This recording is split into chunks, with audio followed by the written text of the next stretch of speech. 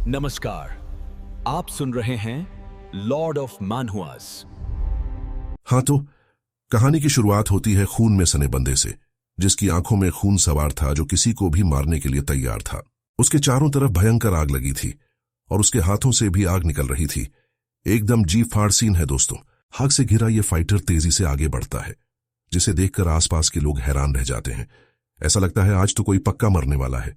लेकिन तभी cold expression वाला एक बंदा, जिसके हाथ में एक फैन है, उसका रास्ता रोकता है। वो मजाक उड़ाते हुए पूछता है कि ये फाइटर क्या करने की सोच रहा है, और उसे बस एक फ्रॉड बताता है जो खुद को बड़ा दिखाने की कोशिश कर रहा है। ये सुनते ही फाइटर का गुस्सा भड़क उठता है और वो उस बंदे पर हमला कर देता है। उसे एक छोटा मोटा स्कॉलर रिसर्चर कहकर उसका मजाक उड़ाता है, जिसे कुछ नहीं पता। लेकिन पलक झपकते ही हर तरफ खून फैल जाता है। बंदे के पास खड़े सोल्जर्स एक झटके में उस फाइटर को मार गिराते हैं और उसका अटैक रोक देते हैं। फाइटर की मैसिव बॉडी खून से लथपथ जमीन पर गिर जाती है, जबकि वो बंदा बिना किसी इमोशन के उसे देखता रहता है। जल्द ही आसमान से भारी बारिश होने लगती है, जो उस खून और उसकी महक को धीरे धीरे धोने लगती है। ये यंग मैन कोई ऑर्डिनरी स्कॉलर नहीं, बल्कि हेवनली मार्शल बॉडी के साथ पैदा हुआ एक बंदा है। ये एक ऐसा रेयर गिफ्ट है जो 100 सालों में एक बार ही किसी को मिलता है, और ये उसके 5 सेंसेस को एक्सट्रीम लेवल तक डेवलप कर देता है। अगर वो चाहे तो उसकी आंखें बारिश के पर्दों के पार भी देख सकती हैं और दूर के महल की डिटेल्स भी पहचान सकती हैं, और वो पानी की एक बूंद गिरने की आवाज भी परफेक्टली सुन सकता है। जैसे ही वो बारिश में आगे बढ़ता है, उसके पीछे चल रहे 2 गार्ड्स मजाक में बात करने लगते हैं। एक कहता है कि ये अनलकी स्कॉलर मुरिम अलायंस में घूम घूम कर मुसीबतें खड़ी करता है, जिससे उन्हें रेस्ट करने का टाइम ही नहीं मिलता। दूसरा गार्ड कंप्लेन करता है कि स्कॉलर की वजह से उनका पीस और खाना सब डिस्टर्ब हो गया है। पहला वाला हंसते हुए पूछता है कि क्या उसे लगता है कि स्कॉलर उन्हें सुन सकता है, जिस पर दूसरा जवाब देता है कि इतनी भारी बारिश में किसी को कुछ सुनाई नहीं देगा। लेकिन सच तो यह है कि वो सब कुछ सुन सकता है। वो हैवी रेन के शोर के बीच भी दूर की आवाजें पकड़ सकता है। इन सब सुपरनैचुरल एबिलिटीज में से उसकी इनसाइट सबसे ज्यादा डरावनी है। उसे याद आता है कि जब उसने 19 साल की उम्र में सिविल सर्विस एग्जाम्स पास किए थे, तो उसे लगता था कि वो बस दूसरों से ज्यादा स्मार्ट है। लेकिन मुरिम अलायंस के इंस्पेक्शन ऑफिस में ज्वाइन करने के बाद उसे अपनी हेवनली मिलिट्री बॉडी की सच्चाई का पता चला। वो एक ही नजर में कम्बैट मैनुअल्स के सीक्रेट्स समझ सकता था और बिना किसी डिफिकल्टी के उन्हें मास्टर कर लेता था, जिससे उसे अपनी पावर पर एरोगेंस होने लगा। पर जब उसका सामना जुंगहू के मास्टर्स और मॉन्स्टर्स से हुआ, तब उसे होश आया। उसे जल्दी ही रियलाइज हो गया कि उसकी एबिलिटीज की वजह से वो सबका टारगेट बन जाएगा। और क्योंकि उसे मार्शल आर्ट से ज्यादा बुक्स पढ़ना पसंद है, उसने अपनी असली एबिलिटीज को छिपाने का फैसला किया। उसका फ्यूचर अब उसके लिए भी अननोन बन गया था। प्रेजेंट में वो एक आलीशान महल के अंदर खड़ा है, जहां उसे अपनी मां की बहुत याद आ रही है। तभी एक आवाज आती है जो पूछती है कि क्या वही स्कॉलर चेओन तैसान है। उसे नमगुंग क्लैन के लीडर नमगुंग हाक ने बुलाया था। नमगुंग हाक सामने आते हैं, जिनके चेहरे पर स्टर्न एक्सप्रेशंस हैं और उनके चारों ओर एक ब्लू ऑरा है। दुनिया उन्हें 3 सोर्ड्स ऑफ हेवन में से एक के भयानक टाइटल से जानती है। लीडर के आते ही पूरे हॉल में टेरर और पावर का माहौल बन जाता है। चेओन को एक्सट्रीम टेंशन फील होती है, जैसे लीडर उसकी सोल के आर पार देख रहा हो। वो सोचता है कि इतने बड़े आदमी को उस जैसे बंदे में क्या इंटरेस्ट हो सकता है। नमगुंग हाक बिना किसी इंट्रोडक्शन के सीधे पॉइंट पर आते हैं। ये देखकर चेओन घबरा जाता है और सोचता है कि कहीं उन्होंने उसकी फिजिकल कॉन्स्टिट्यूशन का सच तो नहीं जान लिया। लेकिन लीडर एक अजीब रिक्वेस्ट करते हैं। वो चाहते हैं कि चेओन उनके सबसे छोटे बेटे को एक इंसान बना दे, जो साफ साफ उस बेटे के बुरे बर्ताव की ओर इशारा था। चेओन तैसान इस डायरेक्ट रिक्वेस्ट से हैरान रह जाता है और कहने की कोशिश करता है कि वो इस मामले की इन्वेस्टिगेशन पहले ही कर चुका है। लीडर उसे बीच में ही रोक देते हैं और बताते हैं कि उन्होंने उसकी इंसाइट और लर्निंग के बारे में इंस्पेक्शन कमांडर से सुना है, और यह भी कि कैसे उसने अलायंस के एक फेमस ट्रबल मेकर को सुधारा था। चेओन समझाने की कोशिश करता है कि यंग मास्टर पिंग के साथ जो हुआ वो बस एक मिसअंडरस्टैंडिंग थी, लेकिन लीडर उसकी बात को इग्नोर कर देते हैं। लीडर सीधे चेओन की दुखती रग पर हाथ रखते हैं। वो बताते हैं कि उन्हें पता है कि चेओन ने अपनी मां के इलाज के लिए पैसे कलेक्ट करने के लिए इंपीरियल पैलेस का रास्ता छोड़ दिया था। लीडर अपना टेम्पटिंग ऑफर सामने रखते हैं। वो कहते हैं कि चेओन उनके साथ चले और वो उसकी मां की बीमारी का इलाज करवाएंगे। अपनी बीमार मां का नाम सुनते ही चेओन के चेहरे पर सैडनेस आ जाती है। लीडर कॉन्फिडेंस के साथ अपना ऑफर जारी रखते हैं और कहते हैं कि वो चेओन की मां को अपने क्लैन में ले आए जहां डिवाइन फिजिशियन खुद उनका इलाज करेंगे। डिवाइन फिजिशियन का नाम सुनते ही चियोन को शॉक लगता है कि इतने बड़े स्टेटस का कोई इंसान यहां मौजूद है। लीडर स्मार्ट स्माइल देते हुए अपनी एकमात्र कंडीशन रखते हैं, उनके सबसे छोटे बेटे को एक डिसेंट इंसान बनाना होगा। बदले में मिशन पूरा होने के बाद लीडर उसे हनलिम एकेडमी या इंपीरियल पैलेस, जहां भी वो चाहे, भेजने का वादा करते हैं। चियोन के दिमाग में कैलकुलेशंस तेजी से चलने लगती है। एक सक्सेसफुल करियर और उसकी मां का इलाज, वो भी बेस्ट डॉक्टर से। उसकी आंखों में एक फर्म और स्केरी लुक आता है और वो मिशन एक्सेप्ट कर लेता है। कसम खाता है कि वो उस बेटे को इंसान बनाकर ही रहेगा, चाहे उसकी शरारतें कितनी भी बड़ी क्यों ना हो। साइनत दूसरी जगह शिफ्ट होता है, जहां एक बिगड़ैल लड़का एक मेड पर चिल्ला रहा है और उसके चेहरे पर पानी फेंक देता है। वो गुस्से में उसे डांटता है कि उसने गीले टॉवल की जगह पानी का बोल क्यों लाया, और एक एग्जैजरेटेड रिएक्शन देता है।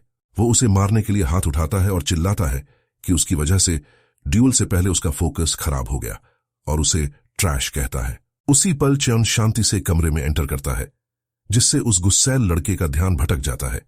वो चियोन को देखते ही उसका मजाक उड़ाता है और उसके कपड़ों से गेस करता है कि वो नया राइटिंग टीचर है। चियोन तेसान इस बात को कंफर्म करता है। लड़का बोर्डम से कहता है कि पता नहीं उसके पिता क्यों उसके पास ऐसे फालतू स्कॉलर्स भेजते रहते हैं। वो मलिशियस स्माइल के साथ चियोन को वल्गर और ट्रिवियल बताता है।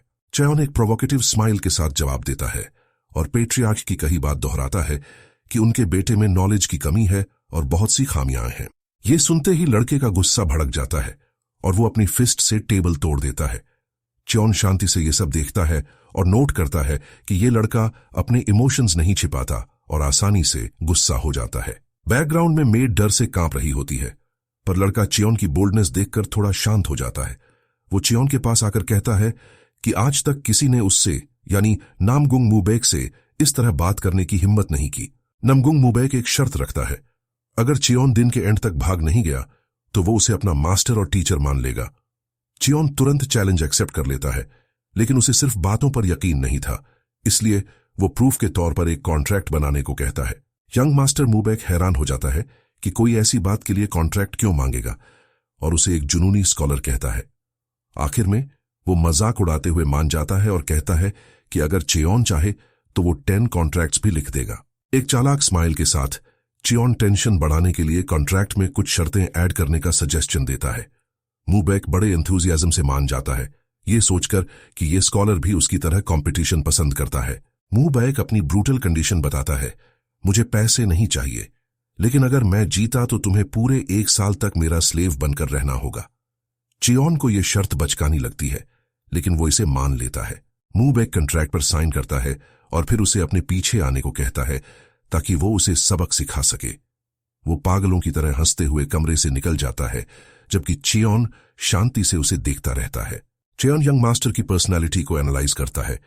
वो जल्दी गुस्सा हो जाता है, चीजों को जेन्युइनली एंजॉय करता है और बच्चों की तरह खुले दिल से रिएक्ट करता है। शहर के भीड़ भरे मार्केट में मूबेक की आंखें एक नूडल शॉप देखकर छोटे बच्चे की तरह चमक उठती हैं। वो अपनी डिग्निटी भूलकर सोचने लगता है कि उस रूड बास्टर्ड यानी चियोन की आदत कैसे सुधारे। चलते चलते मूबेक की नजर एक विशाल और खूंखार दिखने वाले वॉरियर पर पड़ती है। वो मलिशियसली मुस्कुराता है और पूरी ताकत से उसकी पीठ पर थप्पड़ मार देता है। वॉरियर गुस्से में चिल्लाता है और पूछता है कि ऐसा करने की हिम्मत किसने की। मूबेक अनजान बनने का नाटक करता है और फिर अपना अंगूठा पीछे खड़े चियोन की तरफ करके वॉरियर से कहता है, उससे पूछो। मूबेक मन ही मन हंसता है, ये सोचकर कि चियोन जैसा स्कॉलर जो सिर्फ बुक्स पढ़ता है अब रियलिटी का टेरर देखकर डर जाएगा। वॉरियर चियोन से पूछता है कि क्या वो यंग मास्टर का फॉलोअर है और एक्सप्लेनेशन मांगता है। चियोन सिचुएशन को ठंडे दिमाग से एनालाइज करता है। वो नोटिस करता है कि वॉरियर ने अपनी सोर्ड नहीं निकाली और वो इस इलाके का नहीं है, इसलिए मूबेक से बदतमीजी कर रहा है। लेकिन अचानक चियोन आगे बढ़कर वॉरियर के सामने झुकता है और यंग मास्टर की तरफ से पोलाइटली माफी मांगता है, जिससे सब हैरान रह जाते हैं। चियोन की तेज नजरें वॉरियर की सोर्ड से बंधी 3 कलर्ड टैसल पर पड़ती हैं। वो मुस्कुराते हुए कहता है, तुम जरूर संगयुई सेक्ट के वॉरियर हो। वॉरियर हैरान रह जाता है कि ये अजनबी उसकी आइडेंटिटी कैसे जानता है। चियोन कॉन्फिडेंटली बताता है, बेशक मैं जानता हूं क्योंकि मैं मुरिम अलायंस के इंस्पेक्शन ऑफिस के लिए काम करता हूं। चियोन उसे एक पुरानी घटना याद दिलाता है जहां उसके सेक्ट लीडर ने भारी नुकसान किया था और उसे बेल चुकानी पड़ी थी। चियोन उसके कान में विस्पर करता है कि उस केस को उसने खुद हैंडल किया था। ये सुनते ही वॉरियर को एहसास होता है कि वो उस मैड स्कॉलर के सामने खड़ा है जिसके बारे में उसने सुना था। वॉरियर का एटीट्यूड पूरी तरह बदल जाता है। वो इन्वेस्टिगेटर चियोन के सामने माफी मांगने लगता है और डर से पसीना पसीना हो जाता है। मुबैक पीछे खड़ा हैरान था कि ये मजबूत वॉरियर अचानक एक मामूली स्कॉलर से क्यों डर गया। चियोन और मुबैक वहां से निकल जाते हैं। चियोन वॉरियर को बताता है कि मुबैक ने उसे पीठ पर इसलिए मारा ताकि वो मुसीबत में पड़ जाए। वॉरियर को मुबैक पर तरस आता है कि उसे ऐसा टीचर मिला है। मोइके वॉरियर की तरस भरी निगाहें देखकर पागल हो जाता है। वो सोचता है कि ये दोनों क्या विस्पर कर रहे थे। उसी समय चियोन की आंखों में एक डिमोनिक लुक आता है और वो मन ही मन सोचता है कि अब चीजें एक्साइटिंग होने वाली हैं। मोइके चियोन को रोकता है और गुस्से में पूछता है, तुमने उस वॉरियर से क्या कहा? चियोन मासूमियत का नाटक करते हुए कहता है, कुछ नहीं, मैंने बस पोलाइटली माफी मांगी। मुबैक को रियलाइज होता है कि ये स्कॉलर ऑर्डिनरी नहीं है। वो मन ही मन फैसला करता है कि उसे इसका एरोगेंस कुचलना ही होगा, क्योंकि अब वो सच में उससे नफरत करने लगा है। चलते चलते मुबैक की नजर नूडल्स खाते हुए एक आदमी पर पड़ती है और वो मलिशियसली मुस्कुराता है। वो अचानक उस आदमी पर चिल्लाता है और उसके नूडल बोल पर लात मार देता है और अनाउंस करता है कि वो नामगुंग फैमिली का बेटा है। बोल हवा में उड़ जाता है और खाना जमीन पर बिखर जाता है, जिससे वहां मैस फैल जाता है। मुबैक प्राउडली भीड़ के बीच खड़ा हो जाता है, जबकि लोग डर के मारे विस्पर करने लगते हैं। मोइके चियोन की तरफ देखकर मन ही मन सोचता है कि अब उसे इस नुकसान की भरपाई करनी पड़ेगी। वो सबसे कहता है कि यहां जो स्कॉलर खड़ा है वो सब कुछ एक्सप्लेन करेगा। मोइके चियोन का कॉलर पकड़कर कहता है कि वो अपनी चालाक जुबान का इस्तेमाल करके इस मेस को सॉल्व करे। चियोन शांति से कहता है कि अगर वो यही चाहता है तो उसकी विश पूरी होगी। चियोन आगे बढ़ता है जबकि मुबैक उसे शक की निगाह से देखता है। चियोन मार्केट को कंट्रोल करने वाले गैंग मेंबर्स के हॉस्टाइल लुक्स को फील करता है।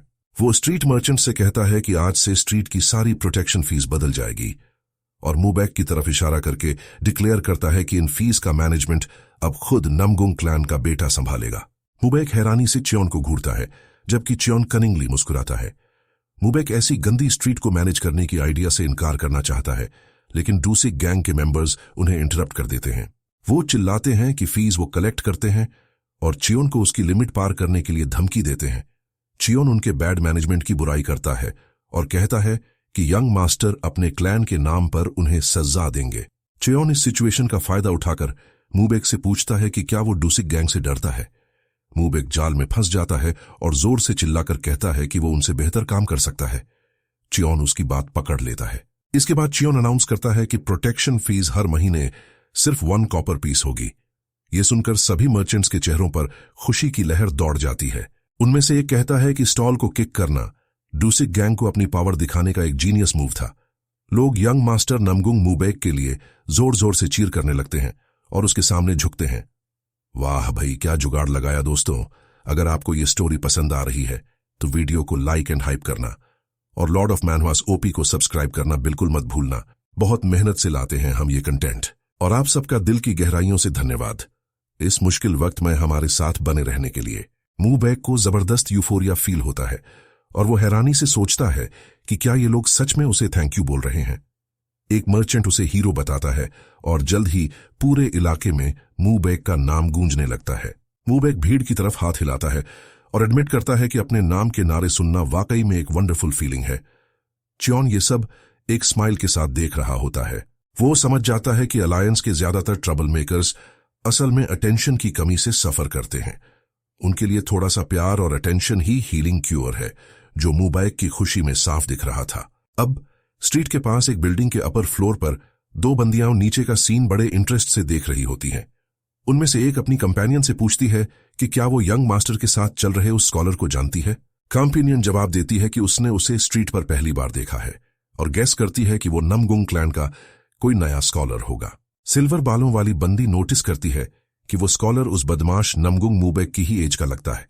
फिर भी वो उसे बड़े स्किल और कंप्लीट कंट्रोल के साथ हैंडल कर रहा था, इसके बावजूद कि वो सिर्फ एक स्कॉलर था जो अभी उसके फुल अटेंशन के लायक नहीं लगता था। वो बंदी कंक्लूड करती है कि अगर ये स्कॉलर नामगुंग क्लैन के सबसे बड़े सिरदर्द को इतनी आसानी से हैंडल कर सकता है तो इसका मतलब है कि वो पहले ही मास्टरी और स्किल के एक सर्टेन लेवल पर पहुंच चुका है। और एक कनिंग लुक के साथ वो अपनी कंपेनियन को उसे इन्वेस्टिगेट करने का ऑर्डर देती है क्योंकि उसे लगता है कि वो बंदा उनके स्पेशल मिशन के लिए यूजफुल हो सकता है। फिर वो बात बदल देती है और अचानक उस कीमती चीज की लोकेशन के बारे में पूछती है। कंपेनियन जवाब देती है कि उसे माउंटेन के स्ट्रॉन्ग होल्ड में रखा गया है और अश्योर करती है कि वो जगह उस दौलत को रखने के लिए फिलहाल सबसे सेफ है। वापस क्लैन के हेडक्वार्टर्स में चियोन बड़े प्रोवोकेटिव काम के साथ बैठा है और धीरे धीरे सिल्वर कॉइन्स गिन रहा है। वहीं मू बैक उसके मुंह पर चिल्ला रहा होता है कि उसने पैसे ला दिए हैं, तो अब चियोन फॉरेन स्लेवरी कॉन्ट्रैक्ट को फाड़ दे। चियोन यंग मास्टर के चिल्लाने को पूरी तरह इग्नोर करता है और बड़े कूल होकर गिनता रहता है, 1, 2, 3। वो सार्केस्टिकली सोचता है कि क्या कोई कॉइन मिसिंग है और जानबूझकर बेहद स्लो पेस में गिनती जारी रखता है। यह देखकर मुबैक पागल हो जाता है। उसे लगता है कि उसे इग्नोर और इंसल्ट किया जा रहा है। चियोन नंबर 5 तक पहुंचता है और मुबैक गुस्से से फटने वाला होता है, उसे जान से मारने की कसम खाता है। मुबैक उस चालाक स्कॉलर को गालियां देता है, जबकि चियोन एक सिल्वर पीस को हाथ में लेकर उसे देखता है और कहता है, ये तो बहुत हैवी है। तभी एक यंग मेड चाय लेकर अंदर आती है और चियोन को देखकर स्माइल करती है। वो कहती है कि वो सच में अमेजिंग है, क्योंकि ये पहली बार है जब मुबैक ने इतने ओबीडियंट तरीके से अपना पैसा किसी और को दिया है। मेड खुश होकर अपने आप से विस्पर करती है और यंग मास्टर को ट्रैश स्कम बुलाती है, लेकिन अपनी शार्प सेंसेस की वजह से चियोन उसे साफ साफ सुन लेता है। लड़की बुरी तरह डर जाती है और फौरन अपोलोजाइज करते हुए कहती है कि फीवर की वजह से उसके मुंह से कुछ भी निकल गया। चियोन सिचुएशन को संभालने के लिए बीच में आता है और कहता है कि उसे थोड़ी मेडिसिन आती है और वो उस पर एक्यूपंक्चर कर देगा। ये सुनकर मेड हैरान हो जाती है और उसे अपनी बीमार मां की याद आती है जो लंबे टाइम से बेड पर है। चियोन उसे कहता है कि वो उसका इलाज जल्दी कर देगा और प्यार से कहता है कि क्लैन में जिसे भी ट्रीटमेंट की जरूरत है उन सबको गैदर कर ले। लड़की उसे अप्रिशिएट करते हुए झुककर थैंक यू बोलती है। चियोन की आंखों में एक चमक आती है। वो डिसाइड करता है कि अब वो बदमाश मुबैक के रिहेबिलिटेशन प्रोसेस को सीरियसली शुरू करेगा और इसकी शुरुआत उसके आसपास के एनवायरनमेंट को ठीक करने से होगी। फिर उसे अपना पास्ट याद आता है, जब वो अपनी मां की बीमारी का इलाज ढूंढने के लिए आर्काइव्स में मेडिसिन की पढ़ाई कर रहा था। वहां उसे 2 अमेजिंग फैक्ट्स पता चले थे। पहला फैक्ट उसकी मां के बारे में था। उसे पता चला कि उसकी मां के पास सुप्रीम पर्पल स्टार बॉडी है। ये एक ऐसी बॉडी है जिसे हेवन का आशीर्वाद मिला हो, या दूसरे शब्दों में कहें तो एब्सोल्यूट कॉन्स्टिट्यूशन वाली बॉडी। उसे रियलाइज हुआ कि उसकी मां की बीमारी इसी स्ट्रॉन्ग फिजिकल स्ट्रक्चर की वजह से है जिसे उनकी ह्यूमन बॉडी झेल नहीं पा रही थी। यही वजह थी कि इतने सालों में उन पर किसी भी मेडिसिन या एक्यूपंक्चर का असर नहीं हुआ। लकीली उसे पता चला कि सिर्फ एक जड़ी बूटी है जो उनकी कंडीशन पर असर कर सकती है, डॉन स्पिरिट फ्लावर। और इसके बावजूद कि वो नहीं जानता था कि ये कहां उगती है, इस वर्ल्ड में इसका होना ही उसके लिए एक होप थी। दूसरा फैक्ट उसके यूनिक फिजिकल कॉन्स्टिट्यूशन के बारे में था। सुप्रीम पर्पल स्टार बॉडी वाली मां से पैदा होने के कारण उसे विरासत में स्पेशल हेवनली मार्शल बॉडी मिली थी। जैसे ही वो 20 की एज पार कर गया, उसकी सेंसेस जबरदस्त स्पीड से डेवलप होने लगी। उसकी बॉडी एक ट्रांसफॉर्मेशन में चली गई ताकि वो मार्शल आर्ट्स के लिए एक परफेक्ट वेसल बन सके। इसकी वजह से वो कोई भी नॉलेज, चाहे वो एस्ट्रोनॉमी हो, मेडिसिन हो या म्यूजिक, आसानी से अब्सॉर्ब कर सकता था। मगर हर स्पेशल स्ट्रक्चर के साथ एक फेटल फ्लॉ भी आता है। हेवनली मार्शल बॉडी के साथ शैटर्ड आर्मी स्टार की किस्मत जुड़ी होती है। उसे अपनी बॉडी को स्टेबलाइज करने के लिए बिग डिपर के बचे हुए 6 स्टार्स की एनर्जी को अब्सॉर्ब करना ही होगा। जैसे ही वो 20 की एज पार करेगा, स्टार ऑफ मैडनेस उसके अंदर एक्सप्लोड हो जाएगा, जो उसे एक ऐसे पागल में बदल देगा जिसे सिर्फ फिजिकल डिजायर्स कंट्रोल करेंगी, और आखिर में उसकी अर्ली और ट्रैजिक डेथ हो जाएगी। इस डार्क फेट से बचने के लिए उसे 6 ऐसे लोगों को ढूंढना होगा जिनके पास स्टार एनर्जी हो, ताकि वो उनकी एनर्जी अब्सॉर्ब करके खुद को एक लस्टफुल डीमन बनने और जवान मरने से रोक सके। उसके दिमाग में सिर्फ एक सच गूंजता है, सिर्फ इसी तरह वो अपनी मां को बचा सकता है। सीन एक बड़ी बिल्डिंग पर शिफ्ट होता है, जहां एक आदमी को जबरदस्त फोर्स के साथ अंदर से बाहर फेंका जाता है। वो लकड़ी के दरवाजे तोड़ता हुआ जमीन पर गिरता है। वो बंदा दर्द से कराहता हुआ विस्पर करता है कि यहां से जल्दी चले जाओ, क्योंकि ये जगह बेहद डेंजरस हो गई है। कोई स्टेडी कदमों से उसकी तरफ बढ़ता है। घायल बंदा कांपते हुए उसे वार्न करने की कोशिश करता है, लेकिन आने वाला और कोई नहीं, चियोन था, जो जानबूझकर सबसे ज्यादा शोर शराबे और केओटिक जगह की तलाश में था। उसे अपने सामने तबाही का मंजर और मलबे के बीच बैठकर शराब पीता एक आदमी दिखाई देता है। चियोन उस बैठे हुए बंदे से बात करता है उसे एक ऐसा बदमाश कहता है जो स्टार ऑफ मैडनेस की एनर्जी को कंट्रोल नहीं कर सकता। वो बंदा बेपरवाही से शराब पीता रहता है, फिर गुस्से में आकर कप को अपने हाथ से कुचल देता है और पूछता है कि किसकी हिम्मत हुई उससे ऐसी डिसरिस्पेक्ट से बात करने की। चियोन फौरन अपने ओपोनेंट की आइडेंटिटी बताता है। वो पेंग सोअन है, मुरिम अलायंस के एक एल्डर का बेटा। फिर वो तैयारी में अपना फैन खोलता है। चियोन एक कॉन्फिडेंट स्माइल के साथ खुद को इंट्रोड्यूस करता है और अनाउंस करता है कि वो मुरिम अलायंस इंस्पेक्शन ऑफिस से आया है। प्रेजेंट में वापस मेड नोटिस करती है कि चियोन ख्यालों में खोया हुआ है और पूछती है कि क्या वो ठीक है। वो जवाब देता है कि वो बस कुछ पुरानी यादें ताजा कर रहा था। सीन चोंगिम टी हाउस में शिफ्ट होता है, जो एक टेम्पोरेरी क्लिनिक में बदल चुका है, जहां चियोन नीडल्स से पेशेंट्स का इलाज कर रहा है। वो बड़ी स्किल और प्रिसीजन के साथ नीडल्स लगाता है और हुआ योंग नाम की लड़की उसे हैरानी से देख रही होती है। वो एक पेशेंट का ट्रीटमेंट खत्म करता है और दर्द कम करने के लिए पेन स्पॉट पर अपने हाथ से प्रेस करता है। वहां मौजूद लोगों की शुक्रगुजार नजरों के बीच टी हाउस की ओनर ह्वायोंग उस बंदे के स्ट्रेंज कॉन्ट्रडिक्शन के बारे में सोचती है। पहले उसने उस बदमाश को एक छोटे बच्चे की तरह ट्रीट किया और अब वो मुश्किल और लंबी नीडल्स को एक्सट्रीम प्रोफिशिएंसी के साथ यूज कर रहा है। उसे रियलाइज होता है कि एक्यूपंक्चर में उसकी स्किल ज्यादातर डॉक्टर्स से भी बेहतर है और वो उसे इन्वेस्टिगेट करने के अपने फैसले को सही मानती है।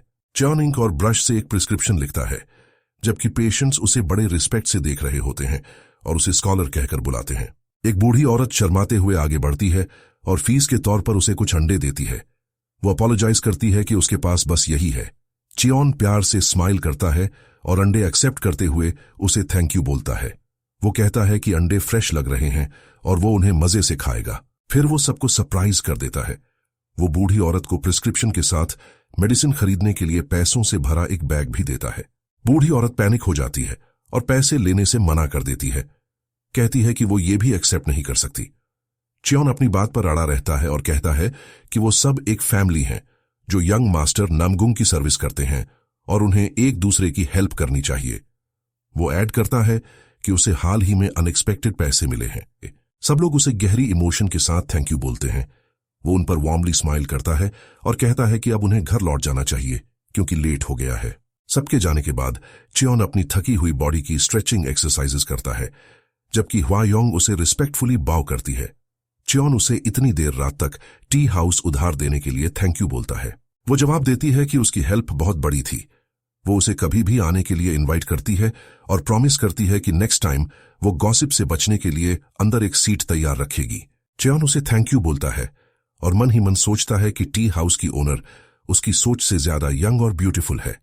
अचानक उसके साथ एक फैंटेसी उसके दिमाग में आती है और उसे जबरदस्त टर्बुलेंस फील होता है, जिससे उसे पसीना आने लगता है।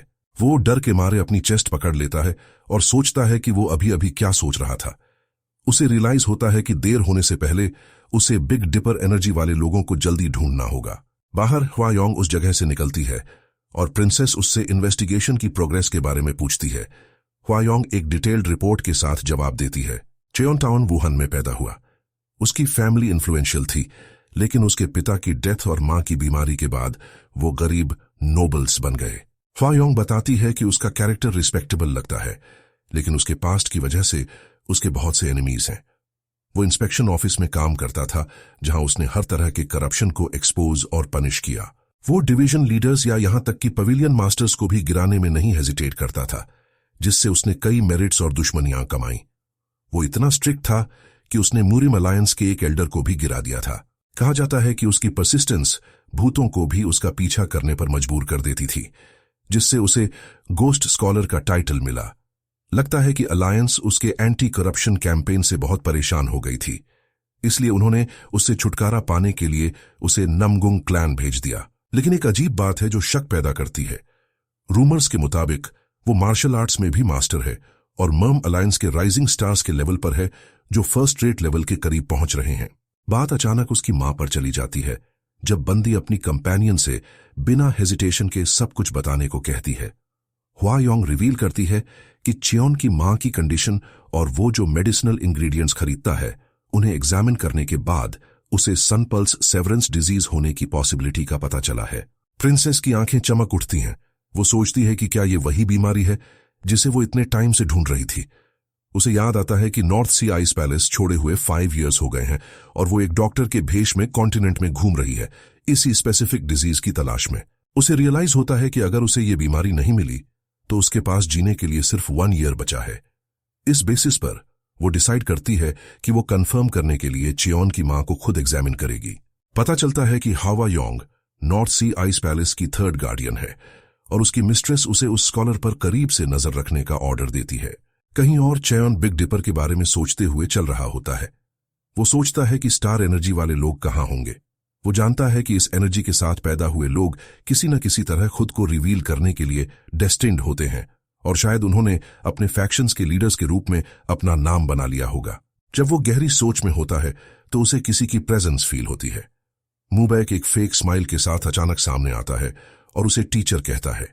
वो एक पुरानी बुक निकालता है और कहता है कि ये उसकी फैमिली में बहुत टाइम से है, लेकिन कोई भी इसका असली मतलब नहीं समझ पाया। मूबैक झूठी मासूमियत से पूछता है कि क्या ये बुक एक मार्शल आर्ट्स मैनुअल है और कहता है कि इस बार वो खुद इसे समझने की कोशिश करेगा, और क्योंकि चियोन उसका राइटिंग टीचर है वो उससे इसके टैलिस्मन्स को समझने में हेल्प मांगता है, ये दिखाते हुए कि उसे इसके कंटेंट के बारे में कुछ नहीं पता। चियोन उसे शक की नजर से देखता है और मन ही मन सोचता है कि ये बदमाश उससे फेवर क्यों मांग रहा है और वो क्या प्लान कर रहा है, लेकिन अपनी बोर्डम तोड़ने के लिए वो अग्री हो जाता है और कहता है कि वो एक बार ट्राई करेगा। मूबैक वहां से चला जाता है।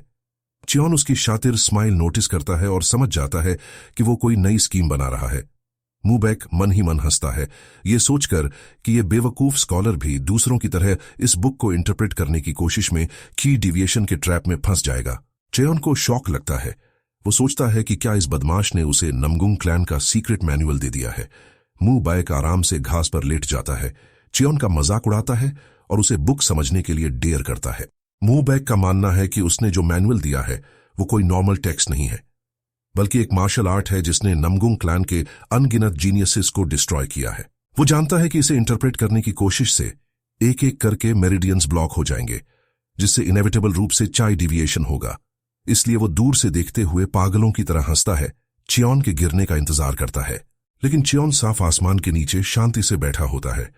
बुक को ध्यान से पढ़ते हुए वो एक फ्रेज पढ़ता है, extreme simplicity is the same as extreme complexity since the great Dao is formless. वो इस फ्रेज को अपने दिमाग में दोहराता है और दूसरों से छिपे गहरे मतलब को अब्सॉर्ब करता है।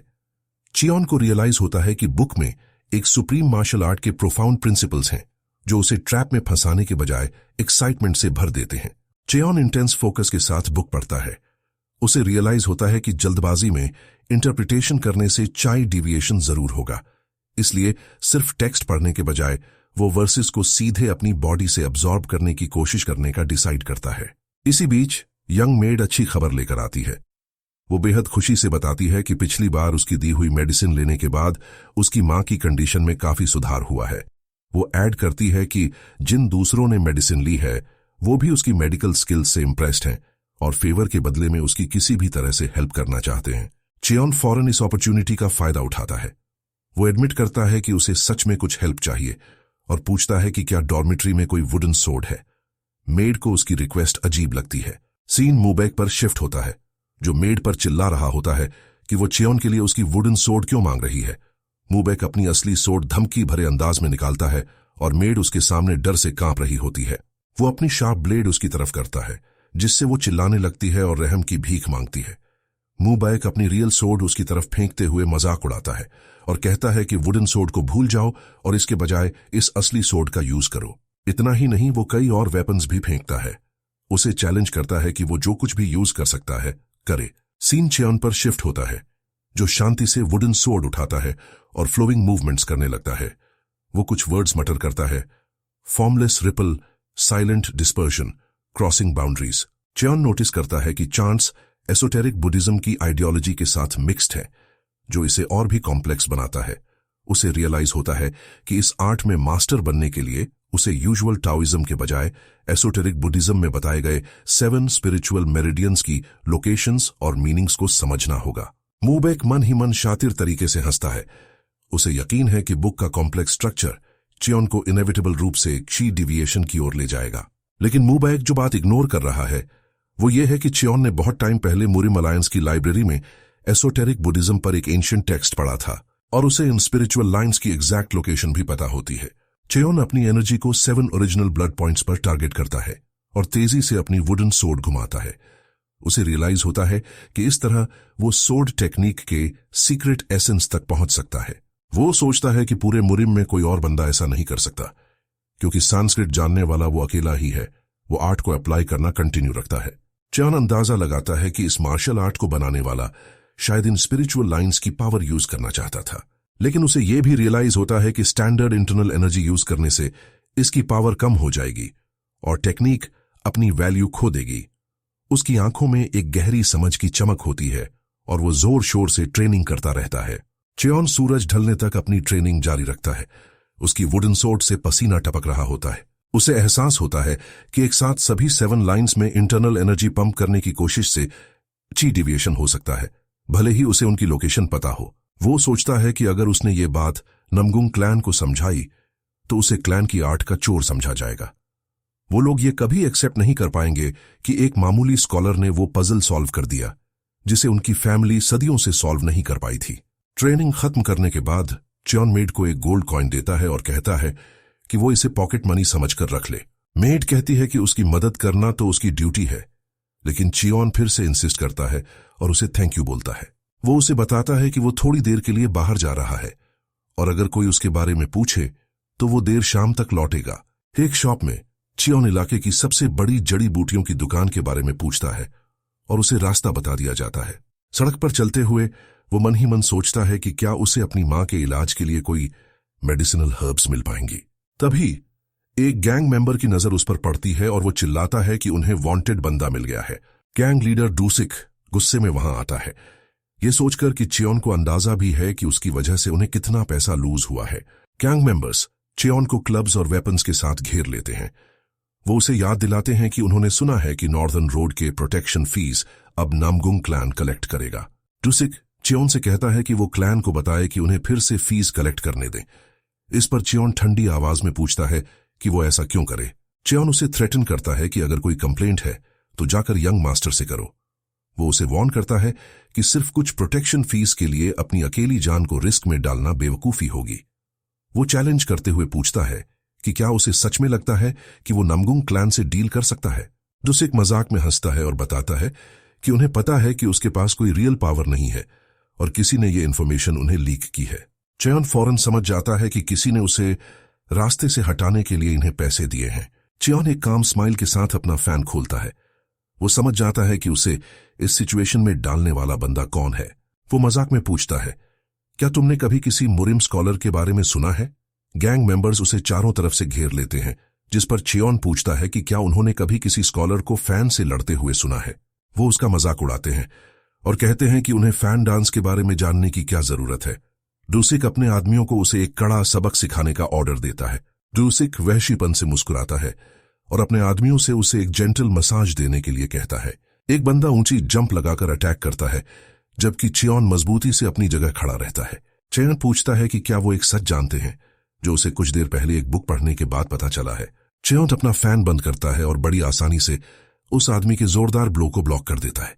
चेयोन बताता है कि स्पिरिचुअल मेरिडियंस की एनर्जी एक वेव की तरह काम करती है और एक तेज मूवमेंट के साथ वो फैन से अटैकर पर स्ट्राइक करता है। इससे एक शॉक वेव निकलती है जो उस बंदे को जमीन पर गिरा देती है और वो दर्द से चिल्लाने लगता है। चेयोन देखता है और नोट करता है कि वेव एक सिंगल पॉइंट से एम्पलीफाई होकर बाहर की तरफ फैलती है। डूसिक ये देखकर हैरान रह जाता है और डर के मारे सोचता है कि क्या इस बास्टर्ड ने सच में मार्शल आर्ट सीखी है। गांग के बंदे डर के मारे पीछे हट जाते हैं और चेयोन से माफी मांगते हुए एडमिट करते हैं कि उन्होंने स्कॉलर को प्रॉपर रिस्पेक्ट नहीं दी। चेयोन चालाकी से मुस्कुराता है और पूछता है कि वो अचानक शूरवीर हीरोज की तरह क्यों एक्ट कर रहे हैं। वो उन्हें ये बकवास बंद करने को कहता है क्योंकि उसके पास अभी भी कुछ काम है। डूसिक कांपते हुए उससे एक मोमेंट रुकने के लिए कहता है। कुछ देर बाद चेयोन उसका नाम पूछता है। वो कांपती हुई आवाज और सूजे हुए चेहरे के साथ अपना नाम इब्डो स्विगी बताता है। चेयोन समझ जाता है कि उसका मतलब डूसिक है। जब वो सब उसके सामने घुटनों पर बैठे होते हैं तो चेयोन उन सबको वार्न करता है कि अगर उसने नॉर्दर्न रोड पर प्रोटेक्शन फीस कलेक्ट करने की जरा सी भी बात दोबारा सुनी तो वो पर्सनली उनकी एक एक हड्डी तोड़ देगा और उन्हें अपनी बाकी की जिंदगी जमीन पर रेंगने पर मजबूर कर देगा। गैंग मेंबर्स डर और शुक्रगुजारी के साथ उसे इस बार आसानी से जाने देने के लिए थैंक यू कहते हैं। जैसे ही वो जाने लगते हैं, चियोन अचानक रुक जाता है। उसे रियलाइज होता है कि एक और चीज है जो उसे चेक करनी है, जिससे डुसिक फिर से एंग्शियस हो जाता है। डुसिक और उसके आदमी डर के मारे माफी मांगते रहते हैं, जबकि चियोन कोल्डली अपना फैन खोलता है और सोचता है कि क्या उसे इन्हें थोड़ा और डिसिप्लिन सिखाना चाहिए। कुछ देर बाद चियोन हॉल ऑफ 100 हर्ब्स पहुंचता है, जो उस इलाके की सबसे बड़ी हर्ब शॉप थी। वो देखता है कि शॉप बहुत बड़ी है। वो मन ही मन सोचता है कि अगर उसके ओपोनेंट्स थोड़े और स्ट्रांग होते तो वो टेक्निक की डेप्थ को और बेहतर तरीके से टेस्ट कर सकता था। वो जो हुआ उसे एक वेस्टेड अपॉर्चुनिटी मानता है। वो शॉप में एंटर करता है और याद करता है कि कैसे स्पिरिचुअल वेव एनर्जी ने अपने सामने कुछ भी नहीं छोड़ा था। वो अपनी पावर झेलने के लिए लोहे का फैन बनाने के बारे में सोचता है। शॉप के अंदर मूबेक की नजर एक बंदी पर पड़ती है और वो अचानक रुक जाता है, ये भूलकर कि वो यहां आया क्यों था। वो सिल्वर हेयर वाली एक बेहद खूबसूरत बंदी होती है। उसकी ब्रेथ टेकिंग ब्यूटी देखकर मूबेक हैरान रह जाता है और सोचता है कि ये उसकी लाइफ में देखी गई 3 मोस्ट ब्यूटीफुल बंदियों में से एक है। लेकिन वो हैरान होता है जब मूबेक अचानक उसके सामने आकर खुद को नमगुंग क्लैन का बताता है और बड़ी पोलाइटनेस से उसका नाम पूछता है। प्रिंसेस उसे कोल्डली देखती है और सोचती है कि ये बच्चा यहां क्या कर रहा है। वो कहती है कि उसके पास बहुत काम है और उसे जाने के लिए कहती है। मूबेक जाने से पहले उसका नाम जानने पर जोर देता है, तो वो उसे इंटरप्ट करते हुए कहती है कि वो एक डॉक्टर है और सिर्फ कुछ हर्ब्स खरीदने के लिए रुकी थी। मूबेक हैरान होता है कि वो एक डॉक्टर है। उसे फौरन हेफे में फ्री में लोगों का इलाज करने वाली एक फीमेल डॉक्टर की रूमर्स याद आती हैं। वो पूछता है कि क्या वो लेडी योंग सोइन है, जिस पर वो हाँ में सिर हिलाती है। चियोन मन ही मन सोचता है कि उसके जैसी ब्यूटी का फ्री ट्रीटमेंट देना जरूर किसी छुपे हुए मोटिव की वजह से होगा। उसी मोमेंट मूबेक अचानक दर्द में होने का नाटक करता है और दावा करता है कि उसके सिर में बहुत दर्द हो रहा है और उससे उसे एग्जामिन करने के लिए कहता है। प्रिंसेस कोल्डली मना कर देती है और कहती है कि वो बिजी है और उसे बाद में देखेगी। मूबेक उसका पीछा करने की कोशिश करता है। तभी शॉप में अचानक चियोन आ जाता है, जिससे दोनों हैरान हो जाते हैं। मूबेक उससे पूछता है कि वो यहां क्या कर रहा है। चियोन बस इतना जवाब देता है कि वो जरूरी हर्ब्स खरीदने आया है, जबकि मूबेक दावा करता है कि वो अपने लिए मेडिसिन खरीदने आया था। चियोन की नजर मूबेक के हाथ में पकड़े पेपर पर पड़ती है, जिस पर सिस्ट विजडम सूप लिखा होता है। वो मन ही मन मजाक उड़ाता है कि क्या ये बच्चा पोटेंसी टॉनिक यूज करने का प्लान कर रहा है। मूबेक नाम के नीचे कंसंट्रेशन इंप्रूव करने के बारे में पढ़ता है। चियोन मजाक में सोचता है कि इस बच्चे को ऐसी चीज की क्या जरूरत है। मूबेक जल्दी से पेपर छिपाने की कोशिश करता है, जबकि चियोन उसे एक मतलब भरी नजर से देखता है और सोचता है कि क्या इस तरह की आर्ट ही इस बच्चे के स्टडी के पैशन को जगाती है। अचानक मूबेक को कुछ याद आता है और वो उत्सुकता से चियोन से पूछता है कि क्या उसने वो मैनुअल इंटरप्रेट कर लिया है जो उसने उसे दिया था।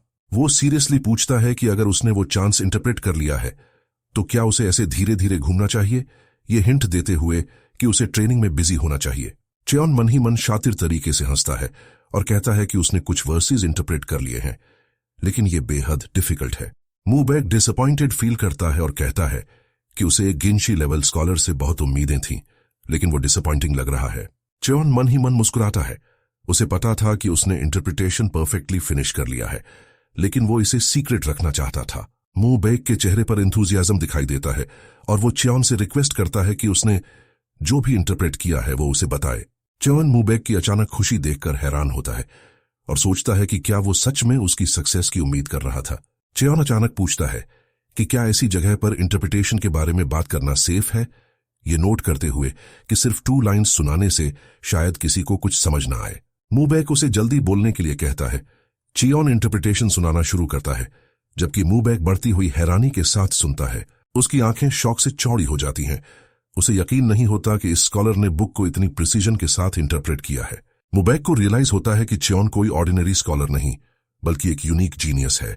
उसका इंटरप्रिटेशन फैमिली हिस्ट्री में बताए गए सबसे सही इंटरप्रिटेशन से एग्जैक्टली मैच करता था, और जिन 5 स्कॉलर्स को उसने पहले हायर किया था, उनमें से कोई भी इतने कम टाइम में ऐसी एबिलिटी नहीं दिखा पाया था।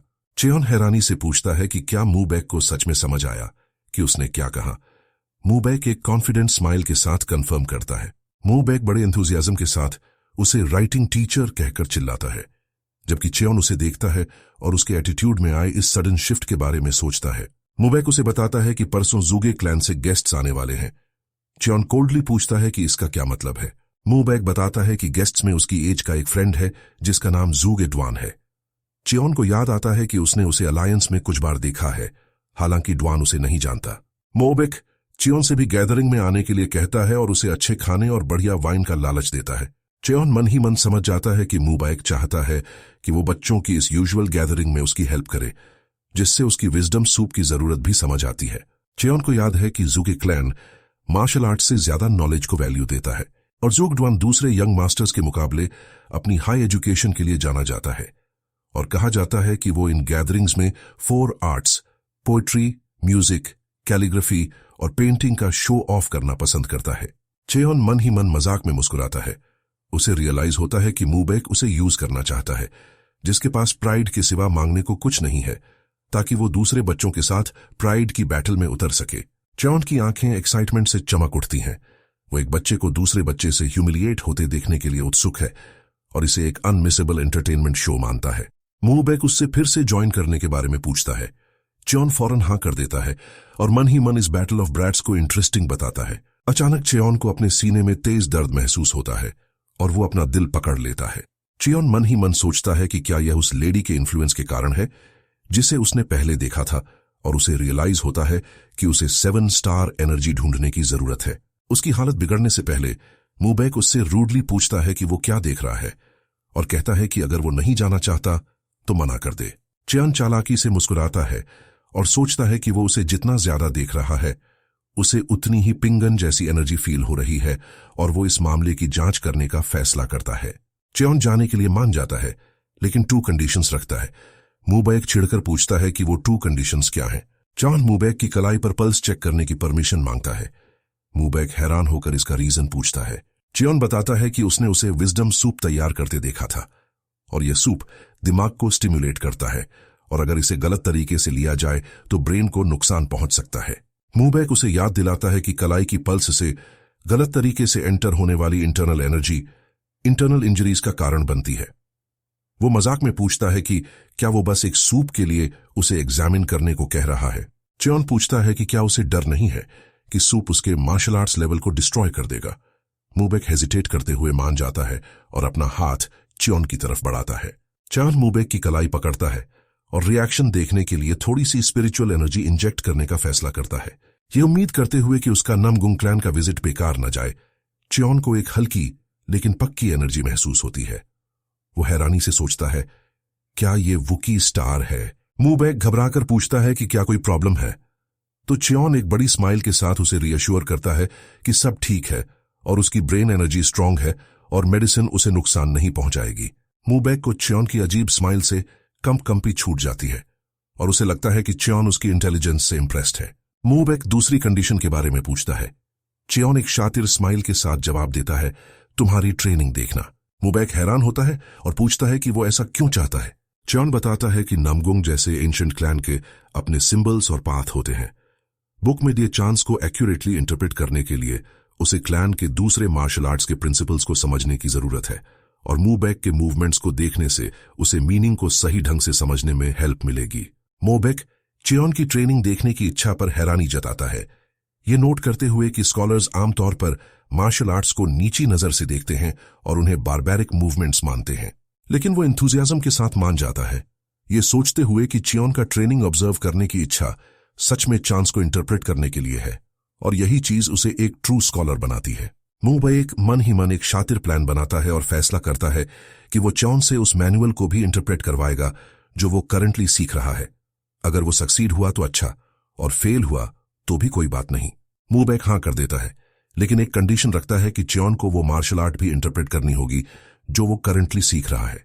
मूबैक चियोन को कल आने के लिए कहता है, जबकि चियोन मन ही मन चालाकी से मुस्कुराता है। उसे रियलाइज होता है कि उसका प्लान सही चल रहा है। अगले दिन मूबैक उत्सुकता से पूछता है कि चियोन उसे इंटरप्रिटेशन दिखाएगा या नहीं। चियोन कोल्डली जवाब देता है, उसे भूल जाओ, और उसे एक बुक थमा देता है। मूबैक बुक का टाइटल पढ़ता है, limitless azure sky sword arts, और वो हैरानी से चौंक जाता है। चियोन हैरानी से सोचता है कि मूबैक उसे ये सीक्रेट मैनुअल्स क्यों दिखा रहा है। फिर वो उसे शक की नजर से देखता है और सोचता है कि क्या वो पूरी तरह से पागल है। वो उससे सीरियसली पूछता है कि उसे ये बुक कैसे मिली और क्या किसी आउटसाइडर को क्लैन की सीक्रेट टेक्निक दिखाना एक्सेप्टेबल है। मूबैक बस इतना कहता है कि यह ठीक है, क्योंकि वो सच में इसे मास्टर करना चाहता है। मूबैक अपने सुपीरियर टैलेंट की बड़ाई करता है और दावा करता है कि वो इसे अपने भाइयों से ज्यादा तेजी से मास्टर कर लेगा।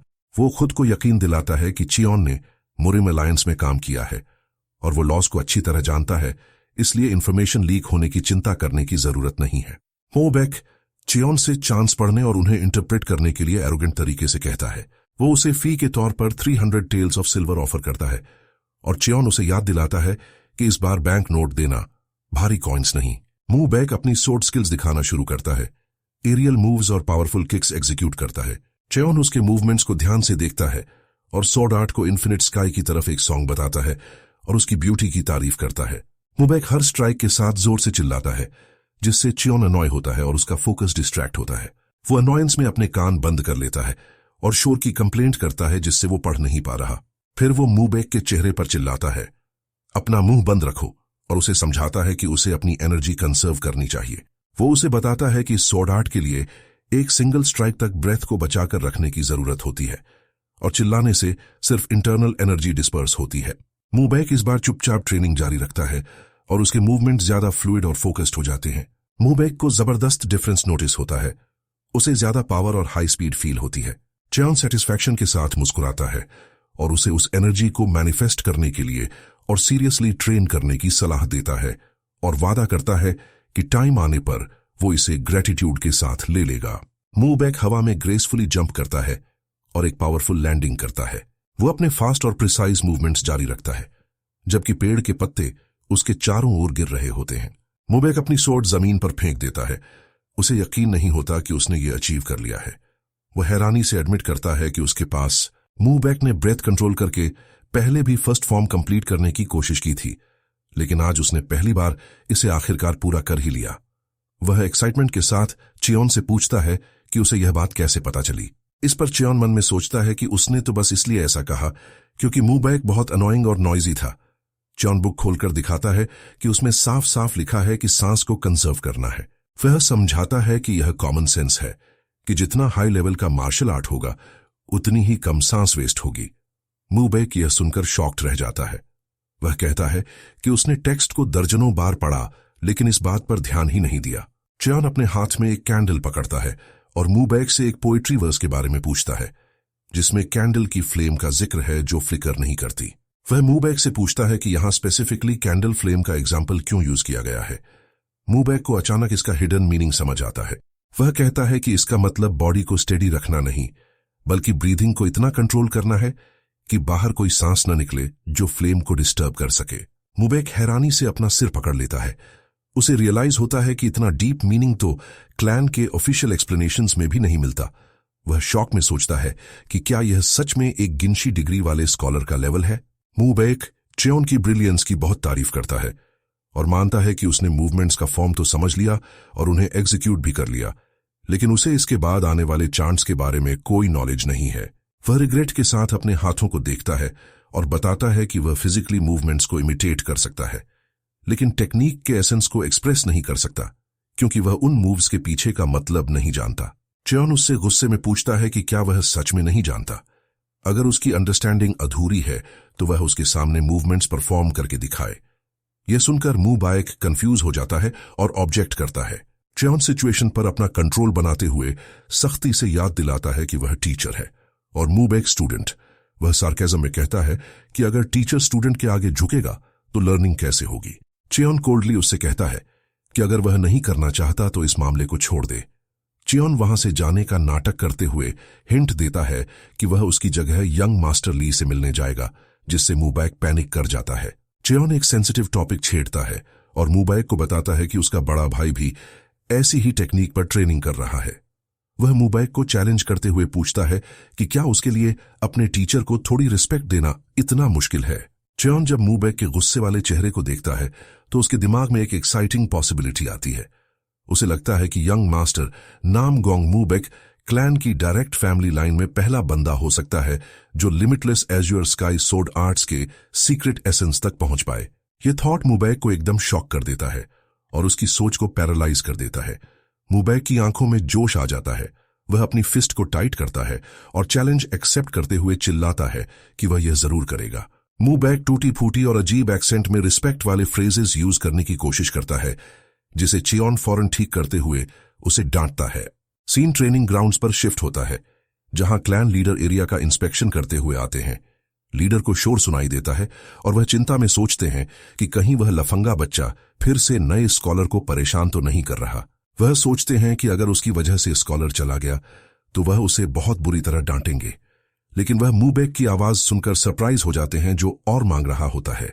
वह देखते हैं कि चियोन करेक्शन के लिए मुबैक को एक स्टिक से मार रहा है और मुबैक उसकी बात मान रहा है। लीडर दूर से देखता है कि चियोन अपने स्टूडेंट को सिर्फ फिजिकल मूवमेंट पर नहीं बल्कि चांट्स के मीनिंग पर फोकस करने को कह रहा है। यह देखकर लीडर हैरानी में सोचता है, क्या यह स्कॉलर सच में उसे मार्शल आर्ट्स सिखा रहा है?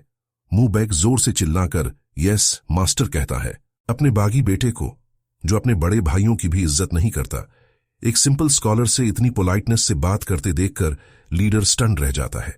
वह रिलीफ में अपनी दाढ़ी सहलाता है। उसे रियलाइज होता है कि चियोन के बारे में रूमर सच थे कि वह बिगड़े हुए बच्चों को सुधार सकता है। आखिरकार उसका सबसे छोटा बेटा एक आम इंसान बनने लगा है। लीडर डिसाइड करता है कि उसे स्कॉलर चियोन को एक बड़ा रिवॉर्ड देना चाहिए, लेकिन तभी चियोन एज्योर स्काई के वर्ड्स चिल्लाता है।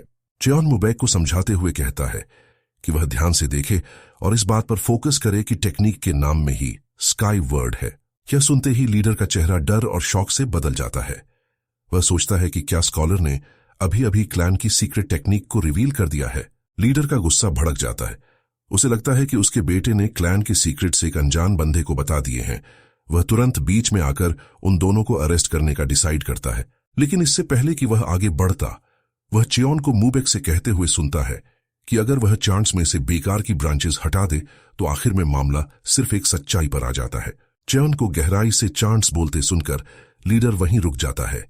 पहाड़ ऊंचे खड़े हैं, फिर भी वह आसमान के नीचे रहते हैं, और पानी गहरा बहता है, फिर भी वह धरती के ऊपर से गुजरता है। यह वर्ड्स ब्रेथ टेकिंग नेचर की इमेजेस क्रिएट करते हैं, जिसमें पहाड़ों की शान और पानी की गहराई परफेक्ट हार्मनी में दिखती है। मुबैक मेडिटेशन पोस्चर में बैठकर अपनी आंखें बंद कर लेता है।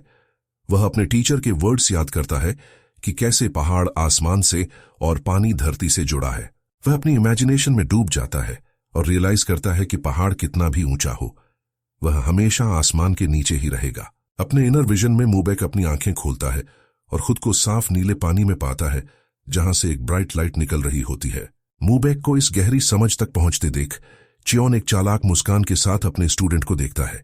उसे यकीन हो जाता है कि मुबैक ने कुछ ही पलों में जरूरी मेंटल इमेज ढूंढ ली है और उसके पास सच में एक रेयर मार्शल टैलेंट है। उनके पीछे क्लैन लीडर दूर से सिचुएशन को देख रहा होता है।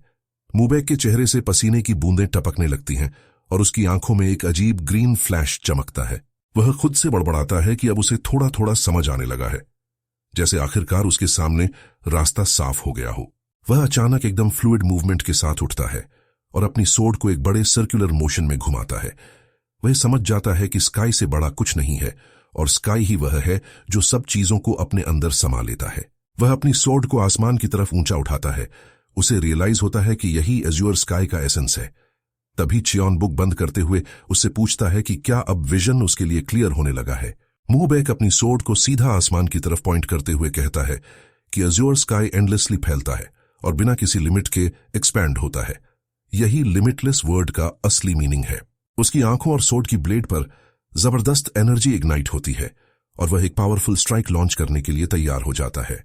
मुबैक डिस्ट्रक्टिव फोर्स के साथ हवा में वार करता है, जिससे एक एनर्जी वेव निकलती है जो आसमान को चीरती हुई जाती है। वह अपनी टेक्निक एग्जीक्यूट करने की खुशी में पागलों की तरह हंसने लगता है और चिल्लाता है कि यह फीलिंग सच में वंडरफुल है। वह इंटेंस जोश के साथ अपने टीचर की तरफ मुड़ता है। उसकी आंखें चमक रही होती हैं। वह उनसे आगे की गाइडेंस मांगता है कि अब उसे क्या करना चाहिए। चियोन शांति से स्माइल करता है और उसे एक फिलोसॉफिकल एग्जाम्पल देकर समझाता है कि आसमान में उड़ने वाली चिड़िया अपने पंख फड़फड़ाने के लिए कोई स्पेसिफिक मेथड फॉलो नहीं करती, बल्कि आजादी से उड़ती है। वह आगे सलाह देता है कि अगर मुबैक आजादी से उड़ना चाहता है तो उसे बस अपने पंख आसमान की तरफ फैलाने होंगे। वह बताता है कि limitless azure sky sword arts को सिर्फ वही मास्टर कर सकते हैं जो खुद को सच में आजाद कर पाएं। चियोन एक अजीब स्माइल के साथ उसके पास जाता है और उसे याद दिलाता है कि उसने अपनी पूरी जिंदगी एक बाकी और लफंगे बच्चे की तरह गुजारी है। इसलिए वह फ्रीडम की फीलिंग को किसी से भी ज्यादा जानता है। चेहन के यह वर्ड्स मूबैक के कानों पर बिजली की तरह गिरते हैं और वह सुन्न खड़ा रह जाता है। वह अपने सीने पर हाथ रखता है और हैरानी से सोचता है कि क्या उसका लापरवाह लाइफस्टाइल ही उसकी फ्रीडम को समझने की वजह था। वह अजीब आयरनी पर विश्वास न करते हुए अजीब तरह से हंसने लगता है। वह अपने कांपते हुए हाथ को देखता है और मानता है कि उसकी पूरी बॉडी में सरसराहट दौड़ गई है। उसे रियलाइज होता है कि वह पहले मार्शल आर्ट के एसेंस को समझने पर गर्व करता था, लेकिन वह गलत फहमी में था। इस बीच सब कुछ देख रहे क्लैन लीडर के एक्सप्रेशंस बदल जाते हैं। वह दिल ही दिल में मानते हैं कि उनकी अपनी समझ अधूरी थी और क्लैन पेट्रियार्क होने की जिम्मेदारी के बोझ ने उनके विजन को छोटा कर दिया था। वह भारी कदमों से वहां से चले जाते हैं। उन्हें रियलाइज होता है कि वह कभी भी इस मार्शल आर्ट के असली एसेंस तक नहीं पहुंच पाते। कॉरिडोर में चलते हुए वह कड़वाहट से खुद से कहते हैं कि उन्होंने कभी एक दिन भी आजादी से नहीं जिया। जबकि मूबैक कोर्टयार्ड में चिल्ला रहा होता है और सोचता है कि उसके अंदर यह कैसी नई फीलिंग है। मूबैक अपनी इमेजिनेशन में एक गोल्डन स्पेस के बीच तैरता है। उसे रियलाइज होता है कि वह हमेशा से एक लफंगे की तरह सिर्फ इसलिए जीता रहा ताकि वह फ्रीडम फील कर सके और अपने आसपास की हर चीज को रिजेक्ट करता रहा। लेकिन अब वह सोचता है कि क्या उसके अंदर यह एक्सप्लोसिव फीलिंग ही असली फ्रीडम है। चॉन अपने स्टूडेंट को देखता है और नोटिस करता है कि वह पेंगसुअन के जैसा ही रास्ता ले रहा है और शायद डेवलपमेंट में उससे भी तेज है। चॉन के चेहरे पर एक चालाक और बुरी स्माइल आती है। वह अपने प्लान के अगले स्टेज पर जाने का डिसाइड करता है। वह याद करता है कि बिग डिपर ग्रुप में 7 स्टार्स होते हैं: greedy wolf, great gate, literary star, chastity star, prosperity star, और वह मूबैक को मार्शल स्टार के रूप में पहचानता है। उसे अपने जिस्म की सच्चाई याद आती है कि हेवनली मार्शल बॉडी के साथ पैदा होने वाले लोगों की किस्मत में शैटर्ड आर्मी स्टार होता है, जिससे वह खुद को डिस्ट्रॉय कर लेते हैं और मौत का सामना करते हैं। इस अंधेरे अंजाम से बचने के लिए चियोन को रियलाइज होता है कि उसे दूसरे स्टार्स की एनर्जी अब्सॉर्ब करनी होगी, ठीक वैसे ही जैसे उसने पहले पेंगसुअन से प्रॉस्पेरिटी स्टार की एनर्जी हासिल की थी। चियोन सूरज ढलने पर अपनी जगह वापस आता है और अचानक उसके चेहरे पर चिंता आ जाती है। उसे रियलाइज होता है कि कुछ बुरा हुआ है। वह घबराहट में अपना सिर पकड़ लेता है। उसे यकीन है कि क्लैन लीडर ने उसकी और मूबैक की बीच हुई बातें सुन ली हैं, क्योंकि उसके शार्प सेंसेस ने रास्ते में लीडर की अनोखी महक को पहचान लिया था। चियोन सिचुएशन की गंभीरता को समझ जाता है। किसी बाहरी इंसान के लिए क्लैन की सीक्रेट मैनुअल देखना एक ऐसा मामला है जो सीधे मौत तक ले जाता है। वह एक्सपेक्ट करता है कि लीडर उसे किसी भी पल बुलाएगा, और बिल्कुल वैसा ही होता है। एक मेड अचानक दरवाजा खोलती है और उसे बताती है कि पेट्रियार्क उसके साथ एक जरूरी मील करना चाहते हैं। चियोन शांति दिखाते हुए अग्री कर लेता है। मेड यह बताने के लिए जाती है कि वह उसका वेट करेगी, लेकिन वह कंफ्यूजन में सोचती है कि उसे बताने से पहले इस बंदे को यह बात कैसे पता चली और उसके फीचर्स इतने डार्क और डरावने क्यों लग रहे हैं। चियोन उस रूम में एंटर करता है जहां एक शानदार डिनर टेबल लगा हुआ है और वहां क्लैन लीडर नाम गोंग हॉक उसका वेट कर रहा होता है।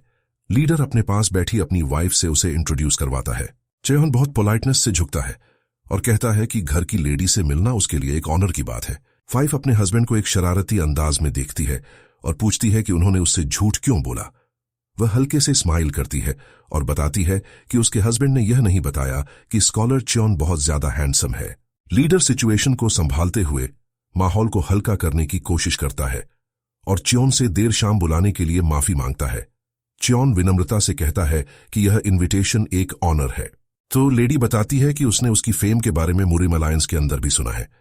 चियोन मानता है कि हाँ, उसने थोड़ी रेप्यूटेशन हासिल की है। लेडी एडमायर करते हुए कहती है कि करप्शन और बुराई को खत्म करने को बदनामी कहना शर्म की नहीं बल्कि तारीफ की बात है। लेडी बात का रुख बदलती है और चियोन से पूछती है कि क्या वह कोई ऐसी पोएम या धुन जानता है जो अन्याय के खिलाफ लड़ने के बारे में हो। चियोन उसकी रिक्वेस्ट पूरी करते हुए पोएट्री के कुछ वर्सेस सुनाता है। अन्याय ऊंचे चीड़ के पेड़ से ऊपर नहीं उठ सकता और हवाएं उसे जरूर हिलाएंगी।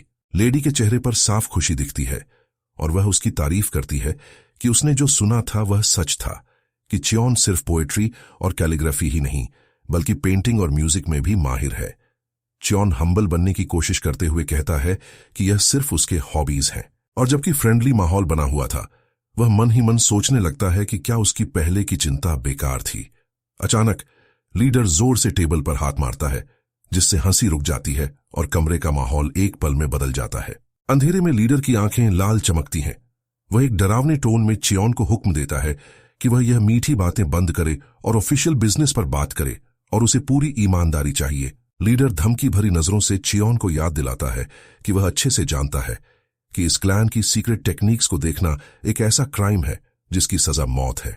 लीडर उससे एक सीधा और तीखा सवाल पूछता है कि क्या उसने क्लैन की सीक्रेट टेक्निक के चांस देखे हैं। चियोन के चेहरे से पसीना बहने लगता है, जिसे रियलाइज हो जाता है कि वह गिर चुका है। लीडर गुस्से और धमकी भरी आवाज में अपना सवाल दोहराता है ताकि वह कन्फेस कर ले। चियोन समझ जाता है कि लीडर उसकी और मूबैक के बीच हुई बातचीत के बारे में जानता है और उसे अपने सीने पर एक भारी प्रेशर महसूस होता है। इस सिचुएशन से बचने का तरीका सोचते हुए चियोन तेजी से डिसाइड करता है कि वह अपनी बात लीडर की जगह लेडी यानी मूबैक की मां से कहेगा। वह समझ जाता है कि उनका बेटा उनकी कमजोरी है जिसका उसे फायदा उठाना होगा। चियोन धीरे से मानता है हाँ, और कहता है कि यह उसने यंग मास्टर की रिक्वेस्ट पर किया था। लेकिन लीडर कोल्डली उसका मजाक उड़ाते हुए पूछता है कि क्या यही उसका एकमात्र बहाना है। चियोन अपनी पोजीशन समझाते हुए बताता है कि जब मूबैक ने उसे azure sky sword arts offer की तो उसने उसकी डेस्परेट आंखों में कुछ गहरा देखा और उसे लगा कि उसे इस आर्ट को तुरंत जानना ही होगा। चियोन चालाकी से दावा करता है कि उसे रियलाइज हुआ कि यह मार्शल आर्ट ही वह चीज है जो उस बिगड़े हुए यंग मास्टर के बिहेवियर को ठीक कर सकती है और उसके अधूरे फाउंडेशन को सुधार सकती है। लीडर उसकी बातों पर सवाल उठाता है, इस आइडिया को गलत ठहराते हुए कि एक लफंगे के बिहेवियर को सुधारने के लिए सीक्रेट टेक्निक का इस्तेमाल किया जाए। लेकिन चियोन एक पुरानी कहावत का जिक्र करता है, एक बुराई को हटाओ 10 गुण बढ़ते हैं। वह बताता है कि यह कहावत यंग मास्टर की करंट स्टेट पर बिल्कुल फिट बैठती है। जब लीडर ऑब्जेक्ट करने की कोशिश करता है, चियोन उसे बीच में ही रोक देता है और कंफर्म करता है कि बात सिर्फ इतनी ही नहीं बल्कि उस चीज से जुड़ी है जो यंग मास्टर के अंदर है। चियोन कॉन्फिडेंस के साथ कहता है कि उसने मूबैक के अंदर एक हीरो वाला नेचर देखा है। वह कंफर्म करता है कि अगर उसके शरारती नेचर को खत्म कर दिया जाए तो उसमें एक महान हीरो बनने का पोटेंशियल है जिसका नाम दुनिया को हिला देगा और वह शायद जीनियस पेंग सोअन को भी पीछे छोड़ सकता है। मां यह सुनकर शौक और हैरानी से सांस लेती है। उसे विश्वास नहीं होता कि उसके शरारती सबसे छोटे बेटे को सोअन जैसे जीनियस से कंपेयर किया जा रहा है। लीडर चियोन को गंभीरता से देखते हुए उससे सच बोलने के लिए कहता है। चियोन एक इमोशनल स्टोरी सुनाता है, मानो मूबैक असल में सिर्फ एवरेज एबिलिटीज वाला एक बंदा है जिसे बस नॉर्मल टैलेंट और एक मार्शल बॉडी मिली है। चियोन बताता है कि यंग मास्टर के पास एक फ्री स्पिरिट है, लेकिन क्योंकि वो एक बर्ड की तरह अपने पंख नहीं फैला सका, वो एक पिंजरे में कैद चिकन या डक की तरह ट्रैप्ड महसूस करने लगा। उसके सारे रेकलेस एक्शंस बस खुद से नफरत की फीलिंग को तोड़ने की एक कोशिश थी। यह सुनकर मूबैक की मां डीपली अफेक्ट होती है और अपना मुंह ढककर रोने लगती है। उसे यह सोचकर दर्द होता है कि उसका बेटा इतने टाइम से यह सब महसूस कर रहा था। लीडर को लगता है कि यह कहानी बहुत बड़ा चढ़ाकर बताई गई है, लेकिन मूबैक की मां अपने हस्बैंड पर चिल्लाती है। वो कहती है कि चियोन सही है और वो खुद को और अपने हस्बैंड को ब्लेम करती है क्योंकि उन्होंने कभी अपने सबसे छोटे बेटे के दिल को समझने की कोशिश नहीं की। नामगुंग क्लैन की लेडी दर्द में अपना हाथ सीने पर रखती है और कांपती हुई आवाज में चियोन को थैंक यू कहती है, क्योंकि उसी ने उसे रियलाइज करवाया कि उसका बेटा इतने सालों से कितना घुटन में जी रहा था। लेकिन ये इमोशनल मोमेंट तब टूट जाता है जब लीडर अचानक चिल्लाता है। वो अपनी वाइफ को याद दिलाता है कि क्लैन की एक ग्रेट आर्ट एक आउटसाइडर को लीक हो गई है जिसे नजरअंदाज नहीं किया जा सकता। वाइफ आंसुओं के साथ अपने हस्बैंड का सामना करती है।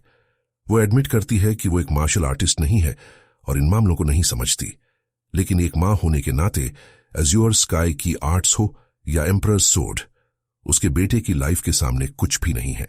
वो कहती है कि अपने बेटे को बचाने के लिए वो खुशी खुशी उन सीक्रेट्स को बेच देगी। लीडर हैरानी से उसे घूरता रहता है, जबकि वो फर्म होकर कहती है कि उसका शरारती बेटा किसी भी मार्शल आर्ट्स मैनुअल से ज्यादा कीमती है। अचानक लेडी जोर से टेबल पर हाथ मारती है और इस मुश्किल को खत्म करने के लिए एक डरावना सॉल्यूशन देती है। वो कहती है कि चियोन का एक हाथ काट दिया जाए और फिर उसे माफ कर दिया जाए, क्योंकि इसके बाद वो मार्शल आर्ट्स यूज नहीं कर पाएगा। ये सुनकर चियोन के होश उड़ जाते हैं। लीडर पूरी सीरियसनेस से उसे देखता है, जबकि चियोन घबराहट में झुककर जोर जोर से कसम खाता है। वो चीखकर प्रॉमिस करता है कि अगर उसने नमगुंग क्लैन की आर्ट्स किसी और को लीक की तो वो बिना हेजिटेशन के अपने दोनों हाथ कटवा लेगा। वो डेस्परेशन में कहता है कि अगर उसका सिर भी काट दिया गया तो भी उसे कोई शिकायत नहीं होगी, ये सुनकर लीडर उसे एक शार्प लुक से देखता है और उसे अपनी लॉयल्टी प्रूव करने का एक लास्ट चांस देने का डिसाइड करता है।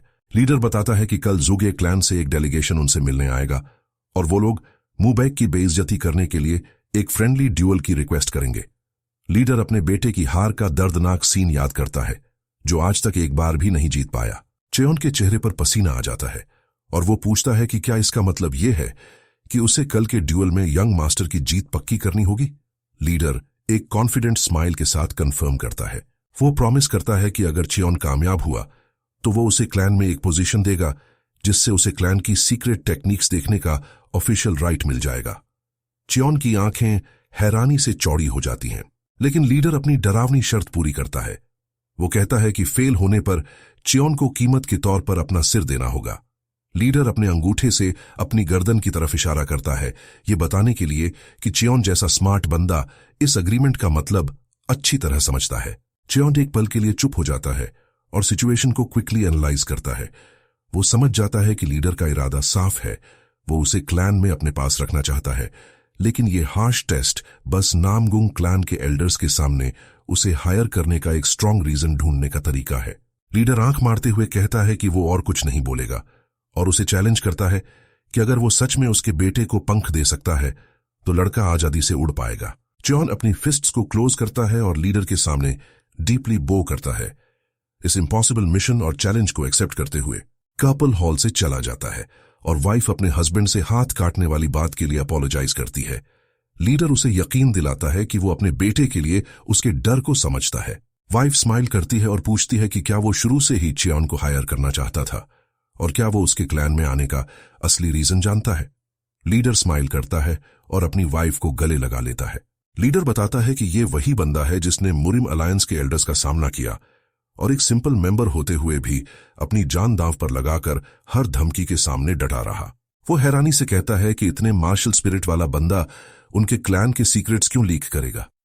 वो एडमिरेशन के साथ ऐड करता है कि चेयोन ने ही पेंगसो जैसे बंदे को, जिसे सब कचरा समझते थे, एक असली इंसान बनाया। यहां तक कि पेंग क्लैन खुद उसे अपना बेनिफैक्टर मानता है।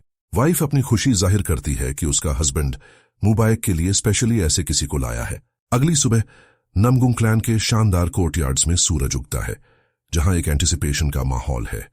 जुगे क्लैन का डेलीगेशन आता है और उनका लीडर एरोगेंटली पूछता है कि मूबैक उन्हें रिसीव करने क्यों नहीं आया।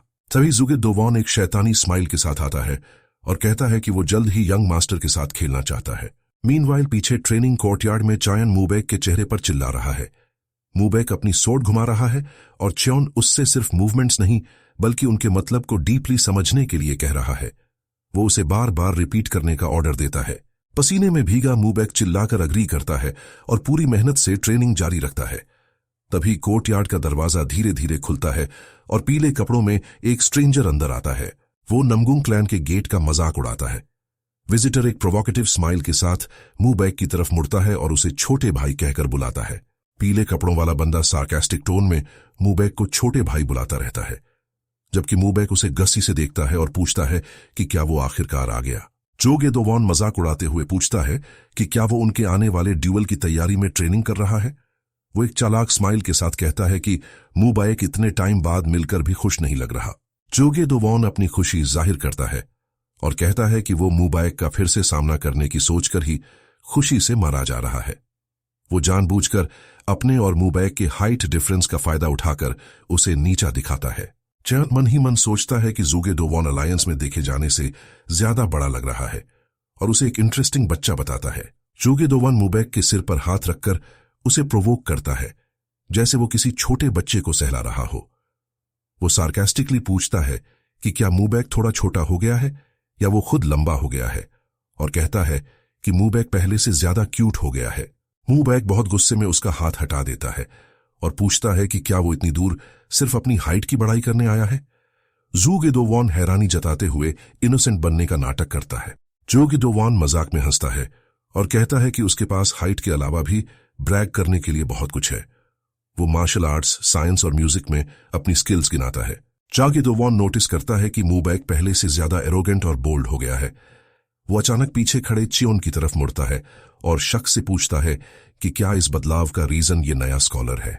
जोगे दोवॉन गुस्से में चेयोन पर चिल्लाता है कि उसने ग्रीट क्यों नहीं किया और बस एरोगेंटली पंखे से हवा कर रहा है। वो जोर से उसे अपना नाम बताने के लिए कहता है। चेयोन पूरी शांति से अपनी ओर इशारा करता है और जवाब देता है, मेरा नाम चेयोंथे सान है। ये नाम सुनकर जुगे डोवॉन जोर जोर से हंसने लगता है और सार्केस्टिकली कहता है कि इस बंदे की जबान भी छोटी है। जुगे डोवॉन कसम खाता है कि वो उन दोनों की आदतें सुधारेगा, लेकिन अचानक उसका चेहरा जम जाता है और नाम सुनते ही उसकी आंखें डर से चौड़ी हो जाती हैं। चाउश डोवॉन की इमेजिनेशन में चियोन के चारों ओर भूतों की एक डरावनी इमेज बनती है और उसे हैरानी से रियलाइज होता है कि वो मुरिम अलायंस के इनफेमस गोस्ट स्कॉलर के सामने खड़ा है। जोगे डोवॉन के चेहरे से पसीना बहने लगता है और वो कंफ्यूजन में सोचता है कि इतना डेंजरस बंदा नामगुंग क्लैन में क्या कर रहा है। वो चियोन की तरफ देखकर कड़ियां जोड़ता है और समझ जाता है कि ये वही लेजेंडरी स्कॉलर है जिसने पेंगसो को पूरी तरह बदल दिया था।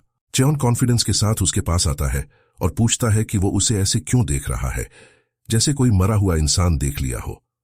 जूज हकलाते हुए इनकार करता है और कहता है कि उसे लगा था कि स्कॉलर पेंग क्लान में ही रुकेगा। उसे पेंगसो के साथ हुई अपनी बातचीत याद आती है, जिसमें उसने बताया था कि वो स्कॉलर को एक मकसद से अपने क्लैन ले जाएगा।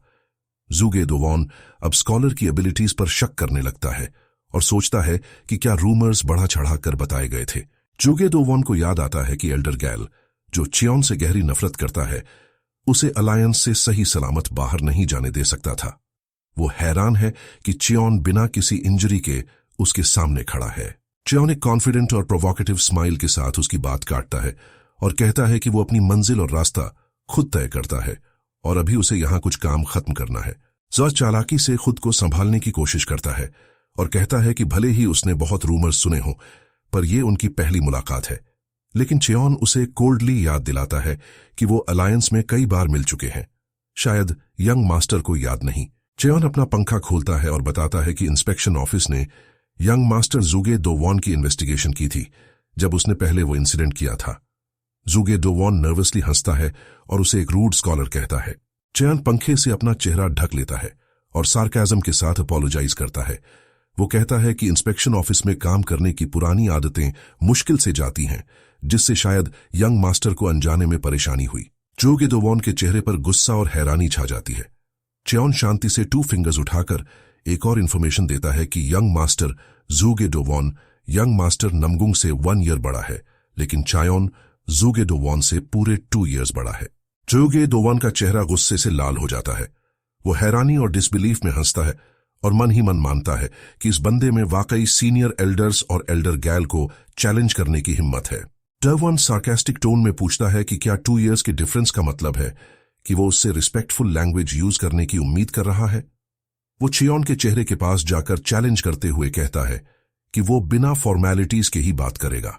चियोन जवाब में उसे एक कोल्ड चॉइस देता है कि अगर उसे पसंद नहीं तो वो भी बिना फॉर्मेलिटीज के बात कर सकता है और पूछता है, करूं क्या? चियोन के चेहरे पर वही कनिंग स्माइल लौट आती है और वो कहता है कि बड़े भाई होने के नाते ये ठीक है। ये सुनकर जुगे डोवॉन हैरान रह जाता है और अचानक चिल्लाता है, बास्टर्ड! मुबेक ये सब पूरी हैरानी से देख रहा होता है। वो मन ही मन सोचता है कि स्किल या एज चाहे जो भी हो, 5 ग्रेट क्लैंस में से एक के डायरेक्ट एयर से इतनी बैड तमीजी से बात करने की हिम्मत शायद ही कोई करता है। मोबेक चियोन को हैरानी भरी स्माइल के साथ देखता है। उसे यकीन हो जाता है कि ये बंदा ऐसे एक्ट करता है जैसे उसे कल की कोई फिक्र ही नहीं। मोबेक चियोन को हैरानी और अप्रिशिएशन से भरी नजरों से देखता है। वो मन ही मन मानता है कि टीचर ने जो फर्मनेस और शार्पनेस दिखाई है वो उसकी रिस्पेक्ट करने पर मजबूर कर रही है। उस मोमेंट जुगे डोवॉन को चियोन एक बड़े भूत जैसा दिखता है जो उसे बिना फॉर्मेलिटीज के बात करने का ऑर्डर दे रहा है। जुगे डोवॉन सिचुएशन को संभालने के लिए फेक खांसी करता है और फिर उन्हें लंच के लिए इनवाइट करता है। डोवॉन चियोन की तरफ इशारा करते हुए उसे एक इंटरेस्टिंग पर्सन बताता है और वहां से चला जाता है। चियोन पीछे से पंखा हिलाते हुए सार्कास्टिकली उसकी काइंडनेस के लिए थैंक यू कहता है और फिर जोर जोर से हंसने लगता है।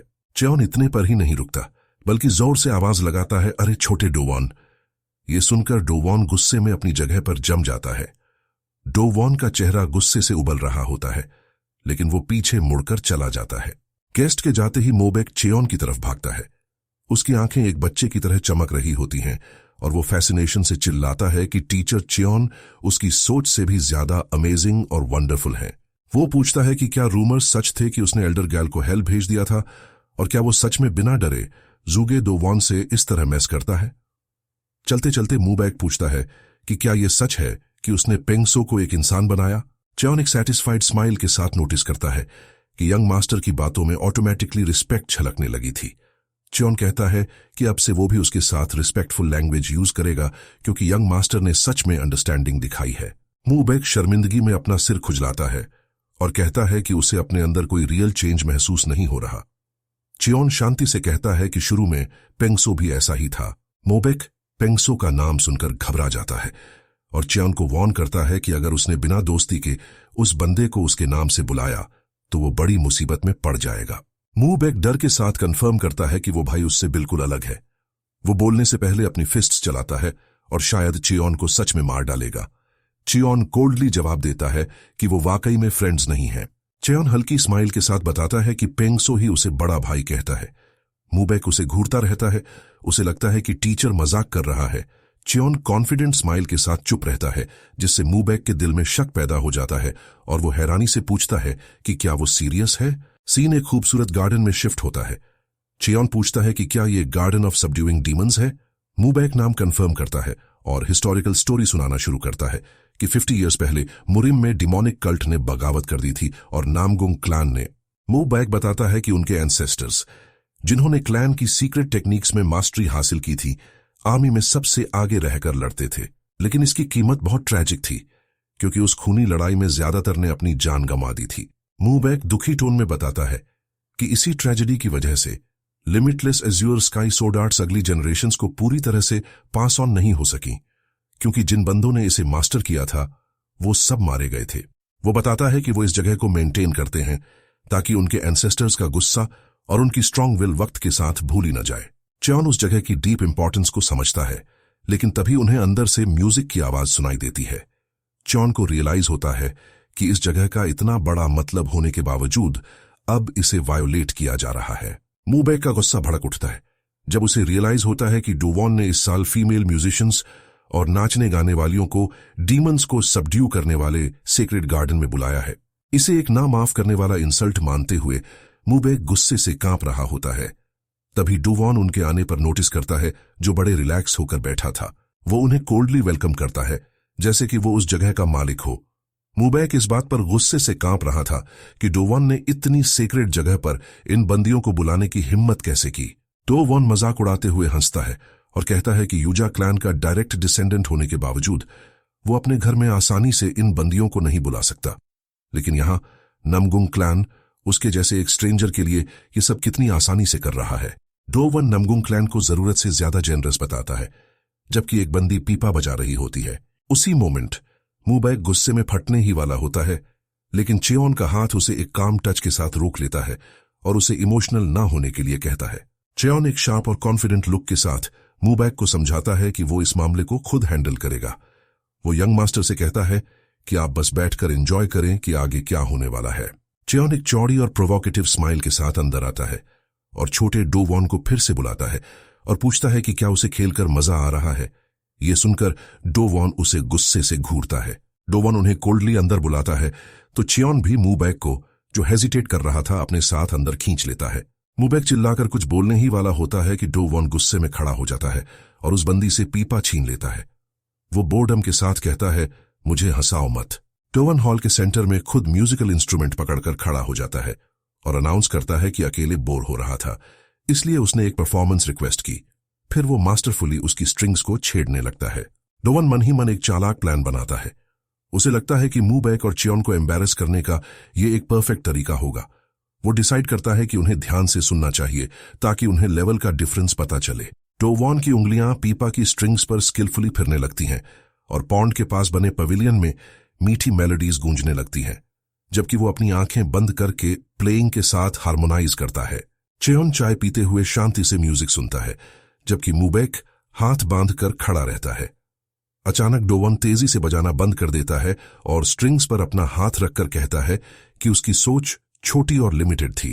डो वॉन एक प्रोवोकेटिव स्माइल के साथ मूबैक से कहता है कि क्योंकि छोटे भाई को फिजिकल ट्रेनिंग के अलावा कुछ नहीं आता, तो शायद उसे म्यूजिक की भी कोई समझ नहीं होगी। ये सुनकर मूबैक गुस्से से चिल्लाता है, डूवॉन अपनी बात पूरी करते हुए अपॉलॉजी का नाटक करता है और कहता है कि वो मूबेक की हाई आर्ट्स की नासमझी को कंसिडर करना भूल गया था। चेयोन इस सीन को स्मार्ट तरीके से देखता है और समझ जाता है कि डूवॉन आने वाले ड्यूल से पहले मूबेक का ध्यान भटकाने और उसे गुस्सा दिलाने की कोशिश कर रहा है। वो मन ही मन उसे एक स्मार्ट और अनोइंग बास्टर्ड कहता है।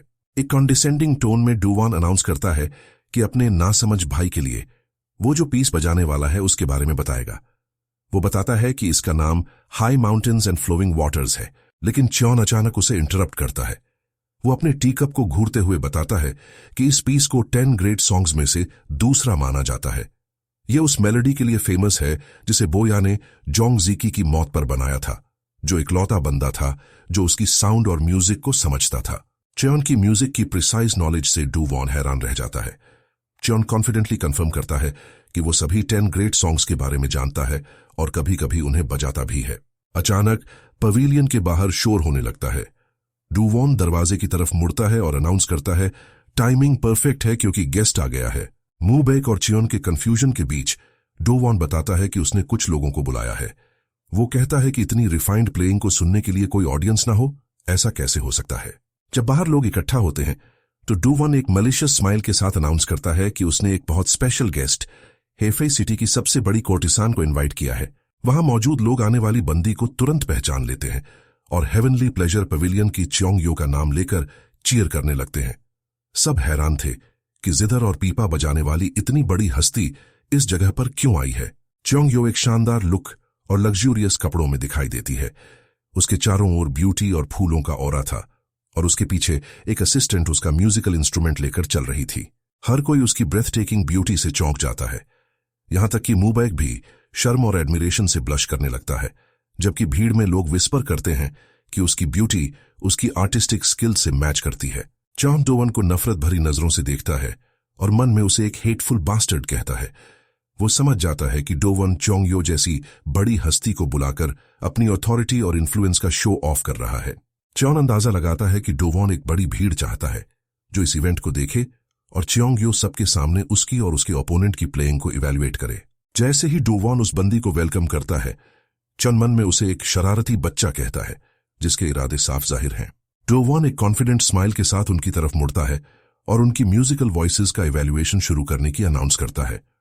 वो एक डिमोनिक चैलेंजिंग लुक के साथ कहता है कि वो अपनी स्किल्स दिखाने के लिए सच में बहुत एक्साइटेड है। मीनवाइल दोनों क्लैन लीडर्स गार्डन में टहल रहे होते हैं, जहां एक बताता है कि यंग मास्टर्स इस साल फिर से एक फ्रेंडली ड्यूल कर रहे हैं।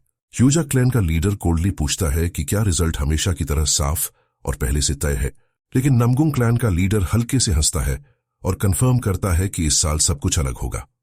यह सुनकर ह्यूजा क्लैन के लीडर की क्यूरियोसिटी बढ़ जाती है और वो पूछता है कि ऐसा क्यों है, क्या उसके बेटे मूबेक को कोई एनलाइटनमेंट मिला है। नमगुंग लीडर अपनी दाढ़ी सहलाते हुए सार्कास्टिकली जवाब देता है, एनलाइटनमेंट। फिर मजाक में कहता है कि मूबेक ने आखिरकार थोड़ा दिमाग इस्तेमाल करना शुरू कर दिया है, जो ह्यूजा लीडर को पूरी तरह कन्विंसिंग नहीं लगता। ह्यूजा लीडर सीरियसली बात करते हुए प्रपोज करता है कि क्योंकि ये ड्यूअल उनके क्लैंस को रिप्रेजेंट करता है, तो क्यों ना रिजल्ट के आधार पर एस्कॉर्ट एजेंसी के शिपिंग राइट्स पर शर्त लगाई जाए। नामगुंग लीडर समझ जाता है कि ये चालाक बूढ़ा सांप एक सिंपल ड्यूअल के जरिए एजेंसी के डिस्प्यूट को सेटल करने की कोशिश कर रहा है, लेकिन उसे ये बात अम्यूजिंग लगती है। ह्यूजा लीडर चालाकी और कॉन्फिडेंस से मुस्कुराता है, जबकि नामगुंग लीडर के फीचर्स सीरियसनेस और हैरानी में बदल जाते हैं। अंदर च्योंग यो पोलाइटली झुककर उनके इन्विटेशन के लिए थैंक यू कहती है और डूवॉन अपना म्यूजिकल इंस्ट्रूमेंट पकड़कर अनाउंस करता है कि तैयारियां पूरी हो चुकी हैं। जगह ऑडियंस से खचाखच भरी हुई थी और डूवॉन अनाउंस करता है कि अने का सबसे बड़ा म्यूजिशियन इस इवेंट को देखने आया है। डूवॉन च्योंग यो से बात करते हुए उसे इवैल्यूएशन का टास्क संभालने के लिए कहता है। फिर वो च्योन की तरफ मुड़कर पूछता है कि क्या वो ड्यूअल शुरू करने के लिए बाहर चलेंगे और सार्कास्टिकली पूछता है कि क्या वो नर्वस फील कर रहा है। च्योन हंसता है और नर्वस होने से इनकार करता है। वो कहता है कि वो थोड़ा खेलने के लिए एक्साइटेड है। फिर डूवॉन को एक बोल्ड प्रपोजल देकर सरप्राइज कर देता है, जब हम कंपीट कर ही रहे हैं तो क्यों ना हम एक ही गाना बजाएं। वहां सन्नाटा और हैरानी छा जाती है। डूवॉन जम सा जाता है और च्योन को घूरता है। उसे इस प्रपोजल पर यकीन नहीं होता, जो टेक्निकल स्किल को डायरेक्ट कॉन्फ्रंटेशन में डालता है, जहां मैनिपुलेशन की कोई गुंजाइश नहीं होती। डूवॉन एक एरोगेंट स्माइल के साथ जॉइंट प्लेइंग के प्रपोजल पर अग्री कर जाता है, लेकिन अपनी कंडीशन रखता है कि इनिशिएटर होने के नाते गाना वो चूज करेगा। वो चैलेंजिंग लुक के साथ white snow in early spring piece चुनता है, ये मानते हुए कि इससे चियोन की हालत खराब हो जाएगी। लेकिन चियोन प्रोवोकेटिव काम के साथ जवाब देता है कि ये पीस तो बेसिक है और उसने इसे पहले कुछ बार बजाया है, जिससे डू वॉन मन ही मन इस स्कॉलर के फेक कॉन्फिडेंस पर हंसता है। डू वॉन को पता था कि व्हाइट स्नो ऐसा पीस नहीं है जिसे कुछ अटेम्प्ट्स में मास्टर किया जा सके। उसे यकीन था कि चियोन सिर्फ झूठ बोल रहा है। डू वॉन की आंखों में एक डरावनी चमक आती है और वो मन में कसम खाता है कि वो इस स्कॉलर को इतनी बुरी तरह कुचलेगा कि वो दोबारा इंसोलेंस दिखाने की हिम्मत नहीं करेगा। डू वॉन की उंगलियां जोर से पीपा की स्ट्रिंग्स पर चलने लगती हैं और शार्प टोन्स के साथ प्लेइंग शुरू हो जाती है। चेओंग्यो और उसकी ब्लाइंड कंपेनियन तुरंत नोटिस करती है कि बजाना शुरू होते ही हॉल के अंदर हवा के फ्लो में एक टैंजिबल चेंज आया है। ब्लाइंड कंपेनियन विस्पर करती है कि अपनी साइट खोने के बावजूद वो हर नोट को साफ साफ और भारी असली स्नोफ्लेक्स की तरह गिरते हुए इमेजिन कर सकती है। मेलोडी हर तरफ गूंजती है और सीन को फैसिनेशन से देख रहे लोगों की एडमिरेशन और अमेजमेंट को बढ़ाती है। मीनवाइल दोनों क्लैन लीडर्स कोर्टयार्ड में पहुंचते हैं और भीड़ और म्यूजिक देखकर सोचते हैं कि क्या इस साल नौजवान म्यूजिकल इंस्ट्रूमेंट से लड़ रहे हैं। ह्यूजा क्लैन का लीडर मलिशियसली मुस्कुराता है। उसे लगता है कि उसका बेटा डू वॉन म्यूजिक को एक स्मार्ट ट्रिक की तरह इस्तेमाल कर रहा है ताकि फिजिकल ड्यूअल से पहले अपने ओपोनेंट की स्पिरिट को दबा सके। वो उसे एक स्मार्ट बच्चा बताता है।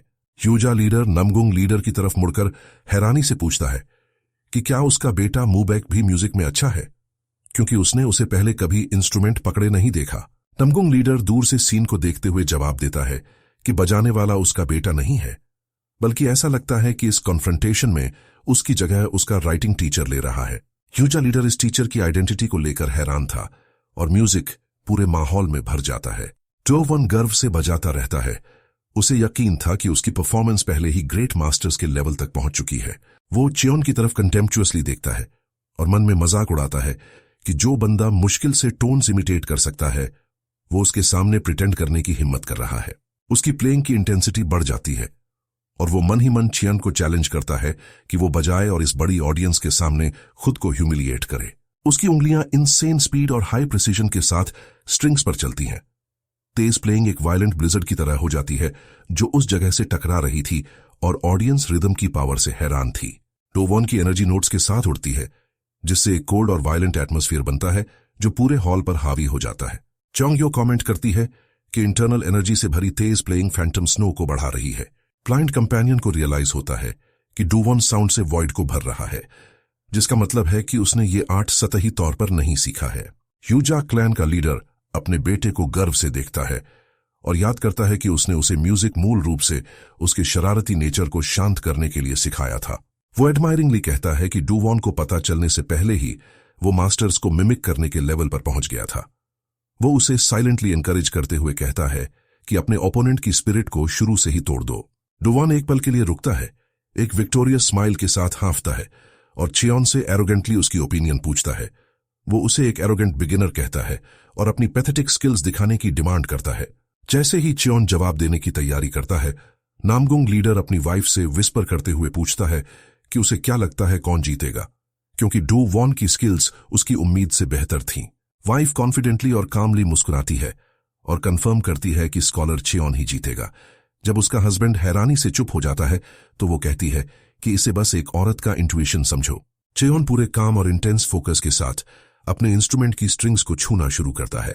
अचानक चियोन की स्ट्रिंग्स से एक सिंगल क्लियर और स्ट्रांग नोट निकलता है, जिससे आसपास की एनर्जी में एक रिपल पैदा होती है और डू वॉन को एक शॉक लगता है जिससे वो कांप जाता है।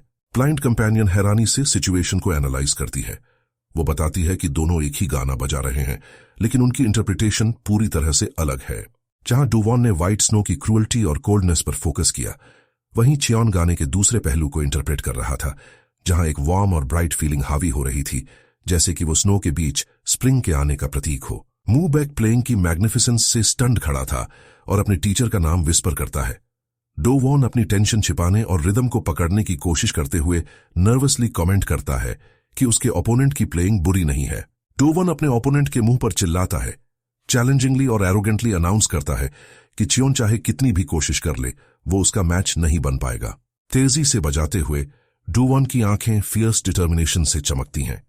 वो अपनी सुपर प्लेइंग स्पीड का इस्तेमाल करके सब कुछ दफनाने और अपने ओपोनेंट की मेलोडीज को अपने बनाए ब्लिजर्ड के वजन के नीचे पूरी तरह से मिटा देने का फैसला करता है। चेयोन चालाकी से मुस्कुराता है और खुद से कहता है कि भड़काने पर इन बिगड़े हुए बच्चों से डील करना बहुत मजेदार होता है। वो वेव टेक्निक का इस्तेमाल करने का फैसला करता है। चेयोन अपनी स्पिरिचुअल एनर्जी को स्किलफुली अपनी फिंगर टिप्स पर फोकस करता है और एक बहुत हल्के टच से इंस्ट्रूमेंट की स्ट्रिंग्स को सहलाता है। उसी मोमेंट डू वॉन की प्लेइंग का इफेक्ट फीका पड़ने लगता है और फैंटम स्नो धीरे धीरे गायब हो जाती है।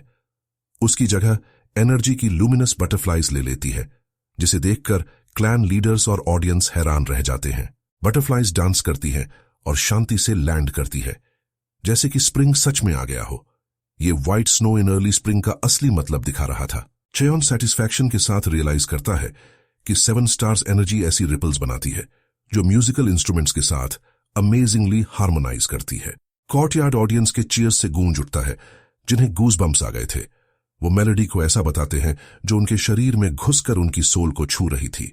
चेयोन गहरे सोच में अपने हाथ को देखता है और सोचता है कि क्या वो इस वर्सेटाइल एनर्जी को दूसरी चीजों जैसे कुकिंग में इस्तेमाल कर सकता है, जबकि डू वॉन शॉक और गुस्से से जमकर खड़ा था। डो वन चुप्पी तोड़ता है और लेडी च्योंगयो से तुरंत अपना इवैल्यूएशन देने की डिमांड करता है। लेडी रिस्पेक्टफुली झुकती है और परफॉर्मेंस को मैजेस्टिक बताती है। लेडी अपनी बात सुधारते हुए कहती है कि साउंड को जज करने में उसकी यंग कंपेनियन उससे ज्यादा एक्यूरेट होगी। वो अपनी बगल में खड़ी ब्लाइंड लड़की की ओर इशारा करती है और बताती है कि विजन लॉस के बदले में उसने एक सुपरनैचुरल हियरिंग सेंस हासिल कर लिया है जो ऑर्डिनरी ह्यूमन से कहीं ज्यादा है। डो वन हैरानी और इंसल्ट से चौंक जाता है। वो कहता है कि एक अंधी बच्ची इवैल्यूएशन में हेफे की फर्स्ट लेडी से बेहतर कैसे हो सकती है। उसके फीचर्स गुस्से में बदल जाते हैं, लेकिन आखिरकार वो इस बात पर अग्री कर जाता है, ये सोचते हुए कि उसका देख ना पाना एक फेयर इवैल्यूएशन की गारंटी देगा। वो उसे बोलने का ऑर्डर देता है। डो वन उस ब्लाइंड लड़की के सामने खड़ा होता है। उसके चेहरे पर टेंशन थी और पसीना बह रहा था। वो उससे मामले को सेटल करने और सबको बताने के लिए कहता है कि किसकी प्लेइंग सुपीरियर थी, उसकी या स्कॉलर चेयोन की।